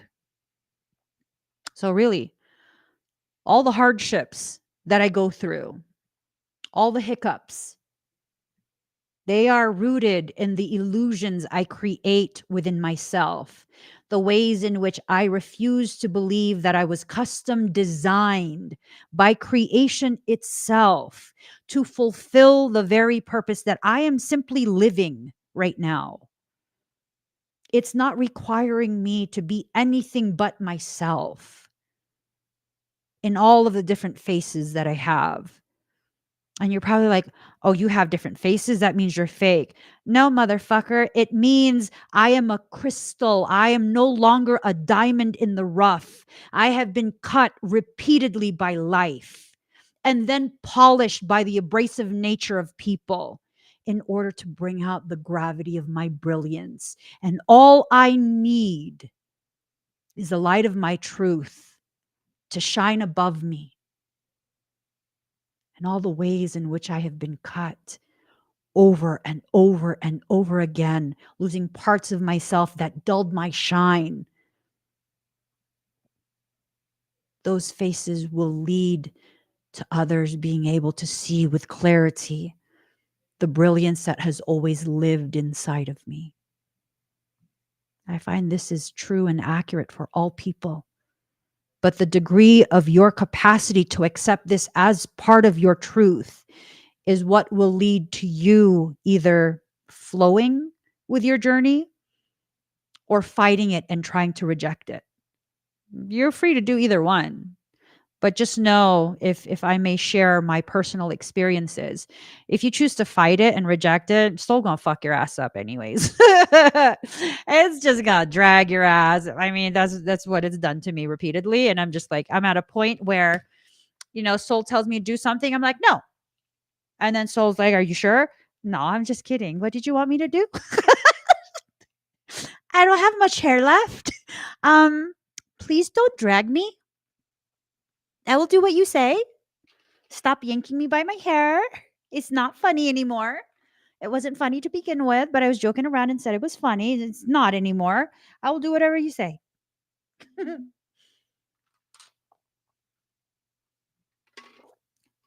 You're in control of how you experience things.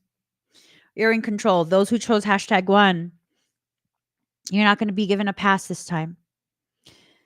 This marks a time when things are solidified. Whatever you accomplish currently will have permanence to it.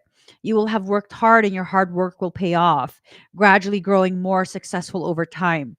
That passage right there reminds me of a conversation that I was overhearing, where my coach was speaking to someone else and they were talking about supplementation with performance enhancing things, PEDs. Okay.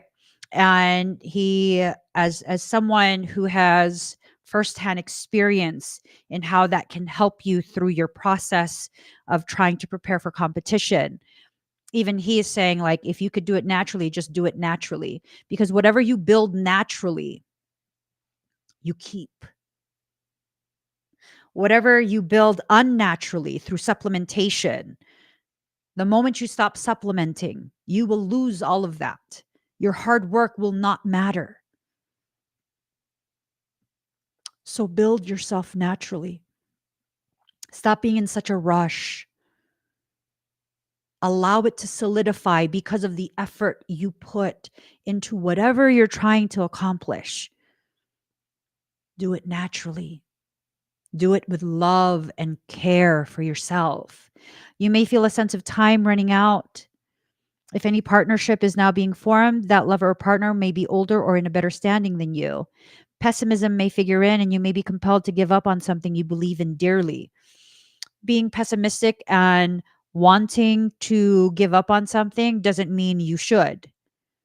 It doesn't mean your pessimism is being validated and you should give up. It's simply calling you out on the part of your process that you're in. That needs to be corrected, not because you're broken or it's wrong, but because it's creating a distortion. Before you solidify any of your decisions and really commit to what you decide, you have to make sure you've seen the situation from multiple vantage points with absolute clarity. Clarity in what you're witnessing and clarity in what you have set as your mission objective. Saturn is a planet of time and measure and signifies hair turning gray or skeletal problems. Saturn returns tend to bring on rough passages, but also a harvest. You are now at a time when you understand things better than you did even a year ago. It's time to be brave and face this important passage. There are no quick fixes when this card turns up. Know what you can and cannot do. Take life in a measured way, much like this planet of time already does. Let go of your illusions, for they do not serve you. You're down to the brass tacks now. Time to see what you are made of. It's very important for you to be able to see what you're capable of achieving. Very, very important. For many of us, we have a tendency to efface, and that's not going to help you. Talking down about your capacity just to make this is going to sound abrasive because it is. It's meant to. It's meant to sand down the calluses that have formed, the thickening of your membranes that prevents you from receiving the messages because you think it doesn't apply to you. Um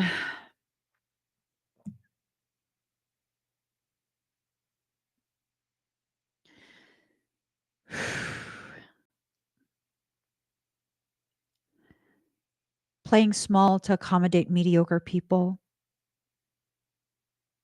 it doesn't serve you anymore. You were not born for mediocrity.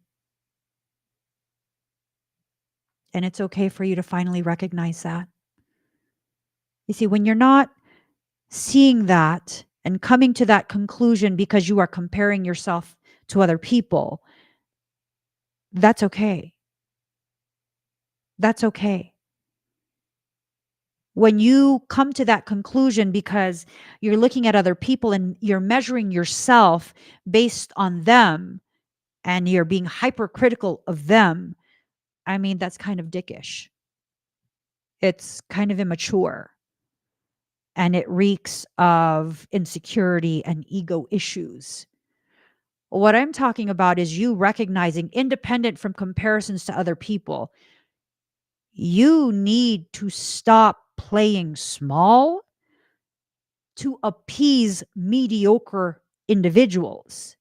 There are people in your life who don't have the capacity you have, and you are limiting yourself because you know achieving something that person cannot achieve will offend them. Why is that person even in your life? Why are you giving them that much power over you?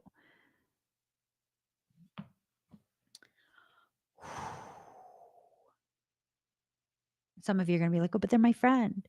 But they're my parent, they're my sibling, they're my spouse." Uh-uh. They are the cowards who have considered themselves your competition while hiding the fact that they are competing with you.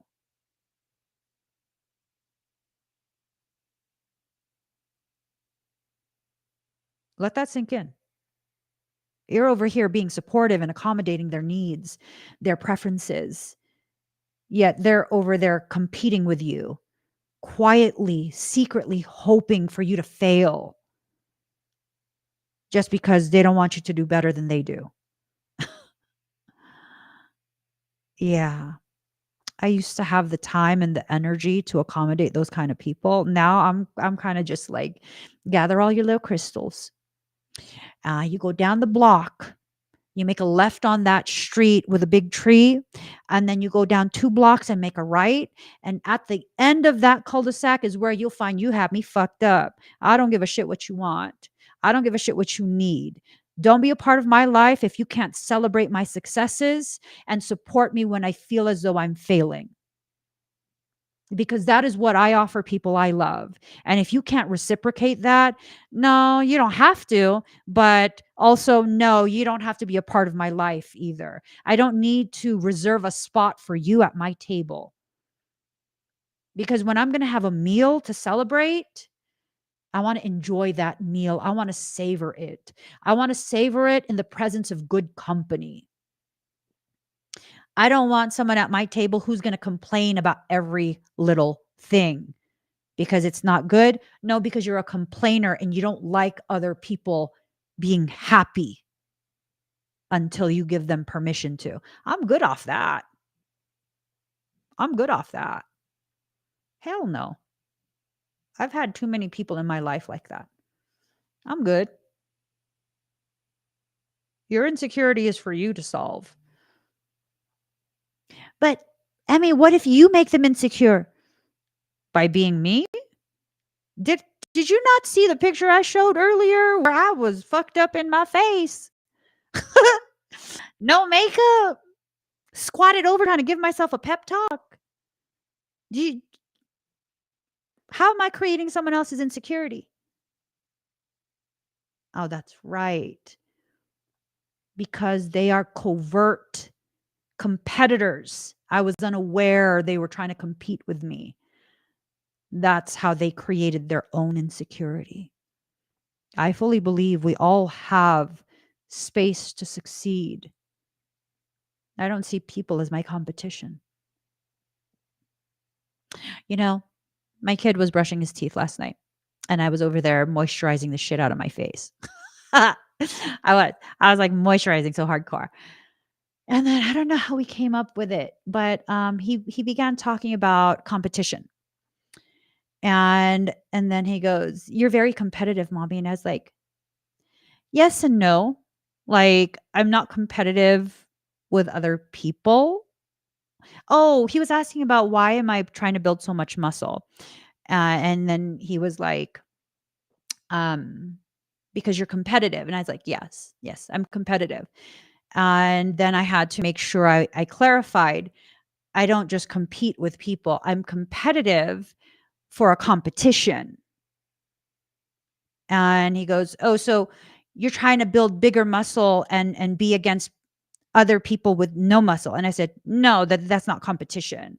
That's just me being insecure. I'm trying to compete against other women who are just as competitive as I am, who do the same things that I'm doing and are building their muscles with the same commitment that I have. Those are the people I'm competing with. And that is healthy. That is healthy. Not finding people who are less than and seeing them as my competition, because that's not a competition anymore. That's me just basically bullying other people." There's a difference. There's a huge difference. One is a life lived with Bushido. The other, that's a life with no honor. You come across people with no honor. People who think a ninja type lifestyle is badass. It's not. You know what ninjas are? Fallen samurai. They hide in the shadows. They hide their face. Why? Because they have no honor. That is not a life lived with Bushido. Live your life with honor, with integrity. Don't allow other people to slow you down. And the people who do, they need to be excused from your table because there's no space for that kind of behavior there. None whatsoever. And don't be apologetic about it either. You cannot apologize for having standards. I am finding that alone, the lack of apology for you having standards now, that alone can completely change your life and the way you function in your life. Just that one little shift alone. So let it shift. All right. For those who chose #2, card number, oopsie. I thought I had it already. Ooh, so #1 was card number 50, and now this is card number 49. Okay. Those who chose #2, card number 49, Jupiter return benefits. Luck is what happens when preparation meets opportunity. You need to begin preparing. You need to work through whatever hangups you have in your head and really begin preparing. Sometimes your dreams will speak to you. Sometimes it will be thoughts that just come through as you're doing something completely unrelated. Allow your soul to speak to you in whatever way, whatever medium is used, because really, um, what your soul will use to communicate to you, it's often determined by what would create the least opportunity to resist the message, right? Ah, mm. I had a crazy dream last night. I promise it ties into this. I had a crazy dream last night. I woke up frowning and really upset. Yeah. Um, I woke up before my alarm went off. And the dream was that I randomly decided to do a competition that I was not ready to do. I didn't have the proper time and preparation. And the Airbnb was weird because it was kind of like a weird ass 1980s cabin, just a weird feel to it. And a person from my past who I have some really just I have some hangups about. Um, they knocked on the door. They've done a competition before, I think. They knocked on the door and they're like, "Oh my god, we saw you in the parking lot. I just wanted to say hi and see how you're doing." And I'm like, "What are you doing here?" And then of course they go inside. They go inside my Airbnb and they're like, "Oh, I want to help you prepare." And I'm like, "Ew, I don't need your help." And then it was this thing of like realizing, okay, I didn't even shave because you need to shave if you're going to do the competition so that your muscles can be showcased more better. And then I realized I hadn't tanned, which you need to tan in order to properly showcase your muscle development. And then I realized that I had forgotten my stage bikini. I didn't buy one. And so I realized what I had was a random ass bikini from Walmart. Totally me. And then she asks me about my posing routine and I realized I didn't even create a posing routine. Holy crap. And then I realized I only had like 30 minutes. And when I went to change into my bikini, I was like, what in the fluff lord is happening here? I was so fluffy. I was like, oh my God. But look at my abs showing through my fluff. I was not lean at all. You need to be lean to showcase your muscle. And I was just like, why am I even competing? This is obnoxious. Like, I don't want to just get on a stage just to get on a stage. Like, I want to be in competition form. And then I was going to be late too. I was like, oh, this is just bullshit. And so, what is that?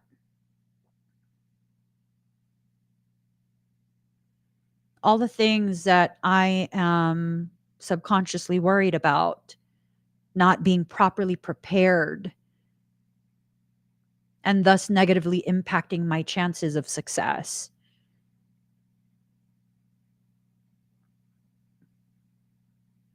That's my soul finding the time to let me know those are things I'm already considering. They are. Those are things I'm already considering. I'm already preparing for it. I cannot rush this process. But also, there is that secondary layer to it where that's a straight up demon Horita dream where, parasitic things are trying to cast a shadow on what I'm needing to process and messages I'm needing to receive in dream state so that I'm upset, so that I'm distorted in my views, to make me feel some type of way when I wake up. And I woke up frowning, feeling upset. And after a few seconds, I was like, well, that's never going to fucking happen because, hello, control freak OCD. Like, I would ever leave any of that to chance. Please. None of that's going to happen. I know that for a fact. I know that for a fact. And I had to be very clear with myself. How do I know this for a fact? Bitch, it's like a 6 to 8 week prep time before the competition. All of that shit will be hammered out weeks before you even fly out. Quit playing. Quit playing. None of that is going to happen. None of that is going to happen. Why? Because I'm not incompetent. Whatever I don't know, I will find out well in advance. Because why? Because that's how I am. That is how I am. I'm extremely tactical in everything I do. Everything I do, I view from a tactical lens.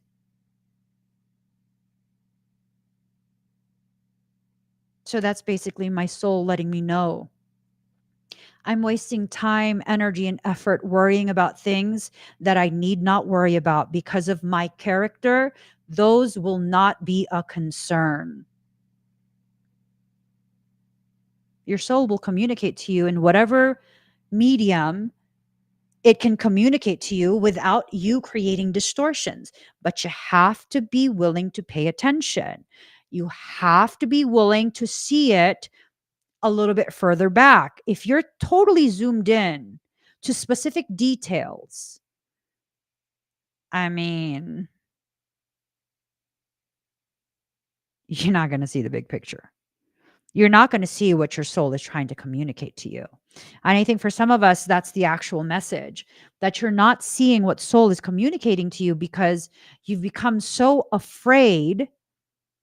And that fear is rooted in this erroneous belief that you are incapable of something. Whatever the task has been set for you, to whatever degree, for whatever reason, you've begun to believe that you're incapable of doing that. That's not true. That's not true. Sometimes we don't get it right the first time because we're working out the best, most efficient way to approach this. Maybe it's time to stop seeing preliminary attempts as failures. They are merely preliminary attempts.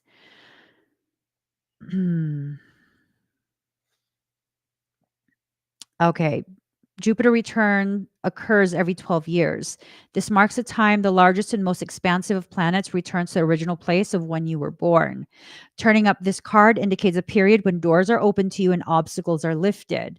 You are given the freedom to advance your goals with absolute abandon. And I think before you can do that, you need to recognize the insecurities that have been used as blockades, these blockages that you are so afraid of just moving to the side.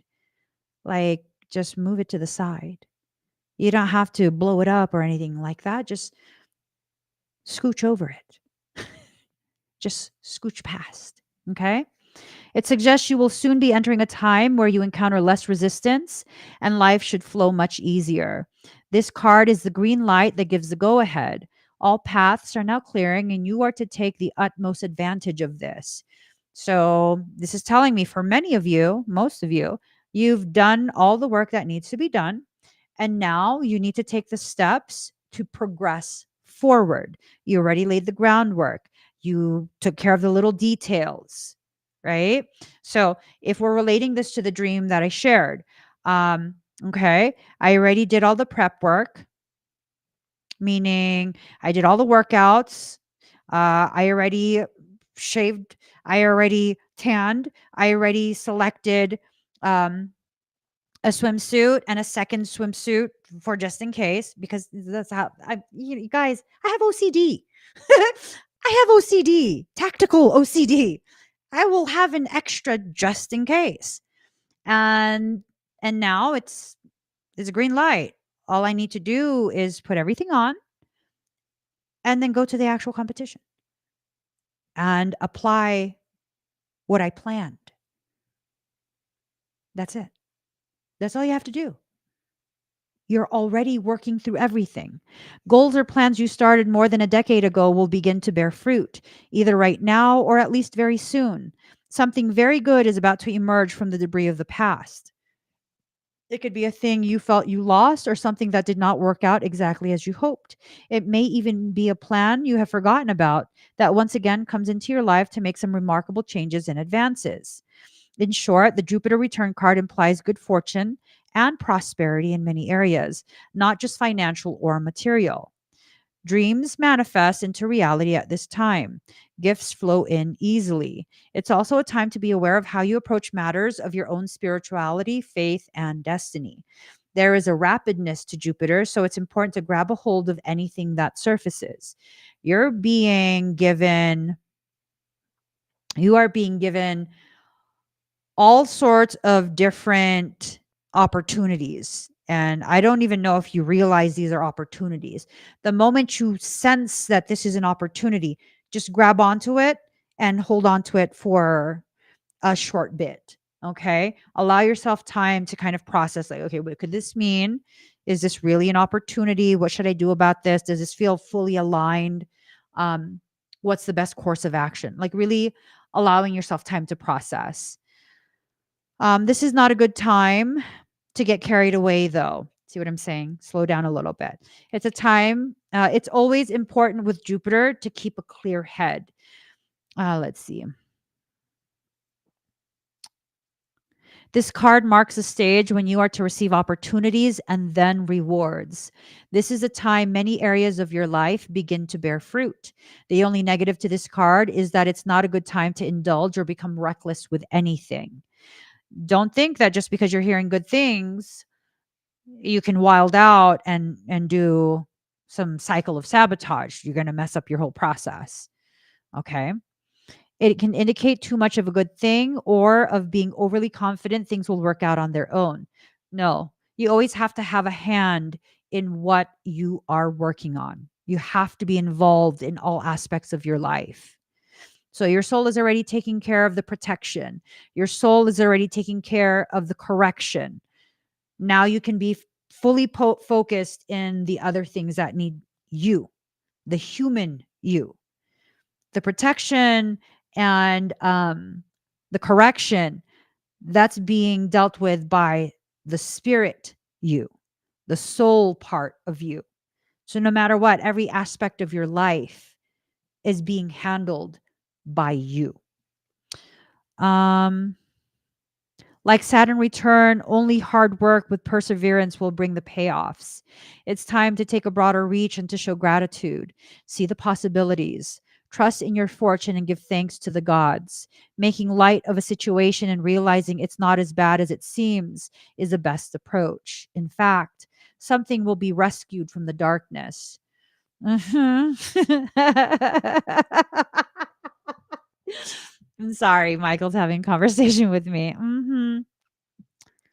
New experiences trigger a desire for travel and inner development.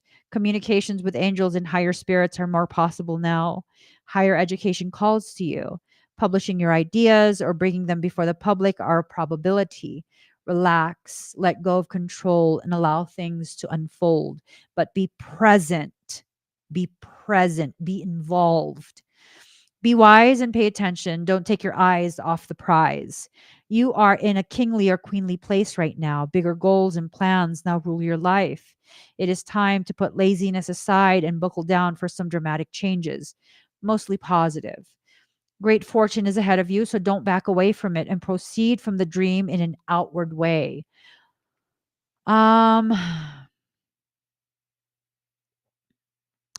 So, in short, love others with grace and patience. Know that generosity is its own reward. Keep the expansive energy of Jupiter flowing, but with discernment. And in answer to your question, yes, but only if you are wise in your choices. I like that. So, yes, you can make things happen. Yes, things are being set aside for you already. Yes, this is a good period for you to focus more effort in whatever it is you're being called to focus on by soul. Um, really just allowing your process to unfold. It's important. It's very, very important. A lot of things can be accomplished, but again, you need to put in the work. Things are being cleared away, but it's not just going to be given to you. You have to earn that. You have to earn it. Okay. Let's do the final card, #3.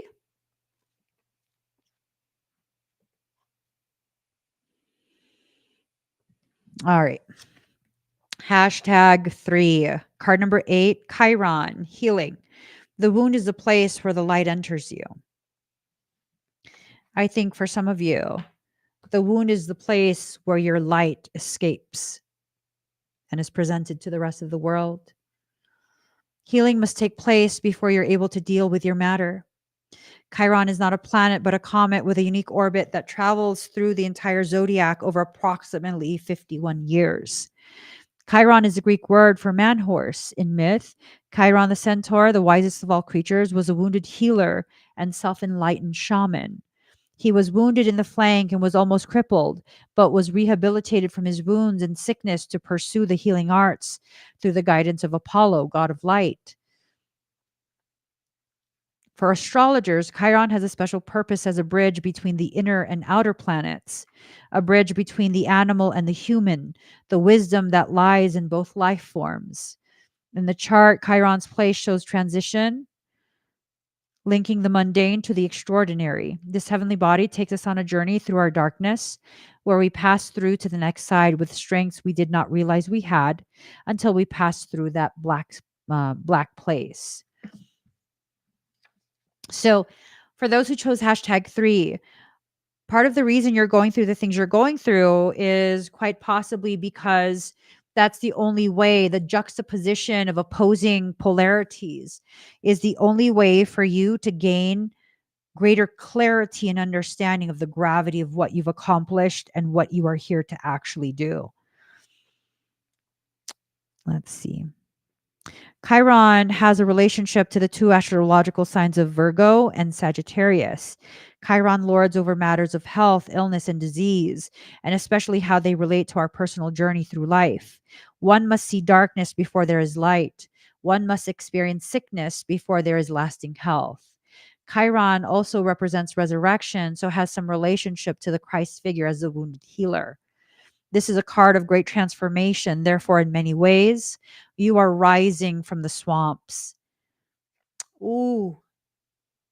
So people will hear that and they'll be like, oh my gosh, I'm rising from the nasty space. Swamps are absolutely fertile ground. It is teeming with life.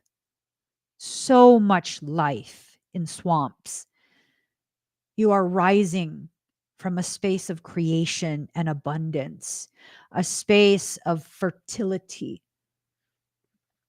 Chiron's energy says that once we are able to heal ourselves, we can also take this gift or wound and learn how to restore others. We can mend our wounds when we embrace process and understand the gift of illness or dysfunction. Chiron is also an expert in alchemy, which gives us the ability to transform the mundane into the marvelous. Chiron is a blending of the energies of Saturn and Uranus, meaning just don't throw out the old. There is wisdom there, but you should also embrace the bold and the new. And keeping with this, Chiron also governs quantum physics, medicine, and astrology. When this card turns up in a reading, it can indicate health matters or that issues of a medical nature may be of concern. This matter may have to do with health concerns, most especially any emotional healing that is needed. At this time, you may find yourself visiting or having interactions with health facilities or any place that has to do with the healing of body, mind, or spirit. So, this statement of meaning just don't throw out the old. I think for many of us, what this means is that we have to be careful about making healing our goal and thinking that what that means is pretending like we don't need the experiences that hurt us. Don't just be grateful for the good times. Be absolutely and deeply grateful for the hardships that you face, because that is when you're actually being gifted elevations in awareness, intelligence, experience, and maturity. Those are profound times of your life. Don't forget what you learned during those periods, because it's during those periods you are being fortified and further empowered. This is also a time of teaching and learning, so schools may figure in this matter. Certain sorrows of the deep past may be surfacing, so be careful of repeating old patterns. And I think part of the reason why we repeat old patterns is because as soon as we get through a difficult situation, we start to act like we don't need to remember that anymore.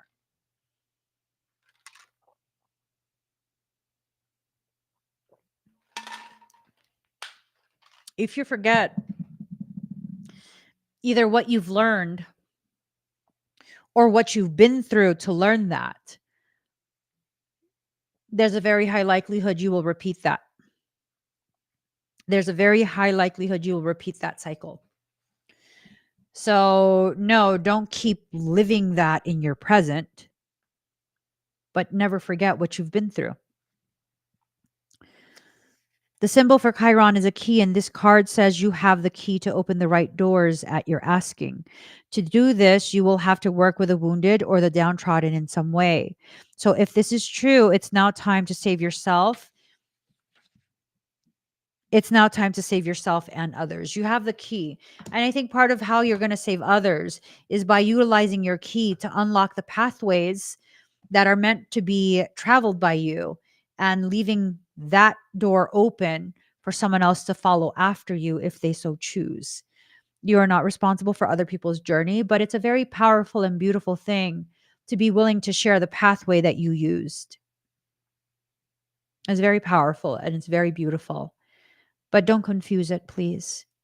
Do not take on unnecessary hardship just because you are tasking yourself to be someone's um, babysitter or savior. Those are derogatory to other people. I don't know if you know that. To babysit someone is to view them in an infantile manner, as though they are some helpless child and don't have the maturity or the capacity, as though they've been sheltered and have no idea of how to be. And to task yourself to be someone's savior does the same thing. It deprives them of their sense of accomplishment and autonomy. It's not a good thing to be someone's savior or a babysitter. It's not. It's not. I can, however, celebrate being allowed to facilitate, to assist. That's different. That's different. If you guys have not noticed, when someone tries to credit me with the changes in their life, it's like, no, that the change you changed your life. I simply helped. I provided clarity. I maybe empowered you, or maybe I did energetic work to facilitate. But you took it further. So the credit is yours. You did that. It's important for you to hold the rightful credit for the changes that you've initiated and sustained. That's the only way you'll finally begin to accept how powerful you are. That's the only way you'll finally begin to allow yourself to function with the gravity you already hold inside you. So make it happen. Make it happen. Do the thing. Do the dang thing. I gotta go. I gotta get ready for class. And I'm gonna be going live on the 25th. I'm going to be doing expedites for the lunar eclipse, 5:30 p.m. Pacific Standard Time. If you are interested in getting expedites, and there were some banging expedites for this, go ahead and check it out. Click on the QR code or the link in the comment. And I do have several events coming up. The Comfort Care live meditation is where I do non-specific induction, and I just flood the space with healing, with pain mitigation. It's a very lovely experience. It is. I thoroughly enjoy doing the Comfort Care meditation. If you want to know more about that, click on the QR code or the link in the comments. And then I have the Morphogenetic Fundamentals workshop. This is where I teach you the fundamentals of the energetic system that I came into this life just knowing. I hate saying I created it because I know in my heart I didn't create it. On a human level, yes, I created it. Truthful, soul-based level, no, I did not. I remember this. And I am prepared now to share it with the world, to share it with those who are ready to learn. So the Morphogenetic Fundamentals workshop helps you learn how to maintain your auric field, how to defend yourself, and how to, just make sure things are good to go for you.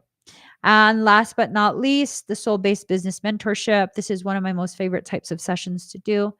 It's where we sit down and we let your soul guide both of us in figuring out how to launch your business. I'm not a business advisor.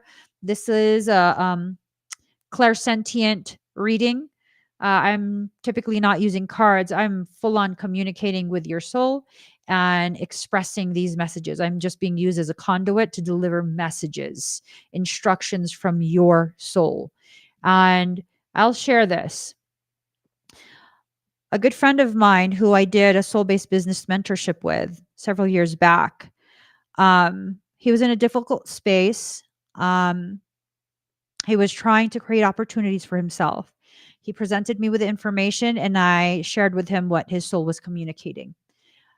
He took that advice. He applied it. He went to a completely different country and met with a whole bunch of large corporations. He didn't have the professional experience to do this, but he did it anyways. And he made something happen from that. And then a few weeks later, COVID happened and all the shutdowns happened. And then he reached out again and he was like, he's thinking of going back home to the United States. And I'm like, for what? That's an old cycle being repeated. You have two choices: go back and nothing's going to happen for you, or stay and make things happen. That was a communication from his soul. A couple months later, he reaches out again. He stayed. And you know what happened? He was featured in Forbes. I'm so proud of him. I'm so proud of him. Yeah. And he is working with some big name companies. He's a genius in what he does. All of that, all that success. He was living off credit cards, if I remember right. And now he's living. Soul-based business mentorship. Your soul wants you to succeed. So succeed. Receive the instructions, apply it, and watch yourself begin to succeed in ways you never thought you would. This is one of my most favorite type of sessions to do because it gives you full control. It gives you back your awareness of how much your soul is trying to provide for you. It's just a matter of whether or not you will allow it. It's up to you though. So if you'd like to check that out, click on the QR code or the link in the comment. I got to get going. Please give this video a thumbs up. If you haven't already subscribed, please do subscribe. Turn on that notification bell. Join me when I'm live. And especially find me on TikTok and across all social media. I'm Emmy Evolving across the board. Don't follow any clone accounts. I will not reach out. I will not solicit services. The only way to reach me is by emailing my team, contact@emmyevolving.com, or purchasing sessions from my official website. Okay. That's the only way to do it. I will not reach out and tell you you want something. That's a liar. I don't do that. So I love you guys. I'm going to see you again very soon. Yes. Tomorrow we're going to have a very in-depth soul sanctuary chat. Usual time. It's going to be on the announcements bar. If you're not yet part of our community there, these are people who have joined our church, Soulwork Synergistics Church. Go check it out. The soulsanctuary.love. I didn't put it on the screen. I got to go though. All right, guys. Look for me on TikTok. That's where I do a lot of other different things that I don't do here on YouTube. I'll see you guys again very soon. Bye.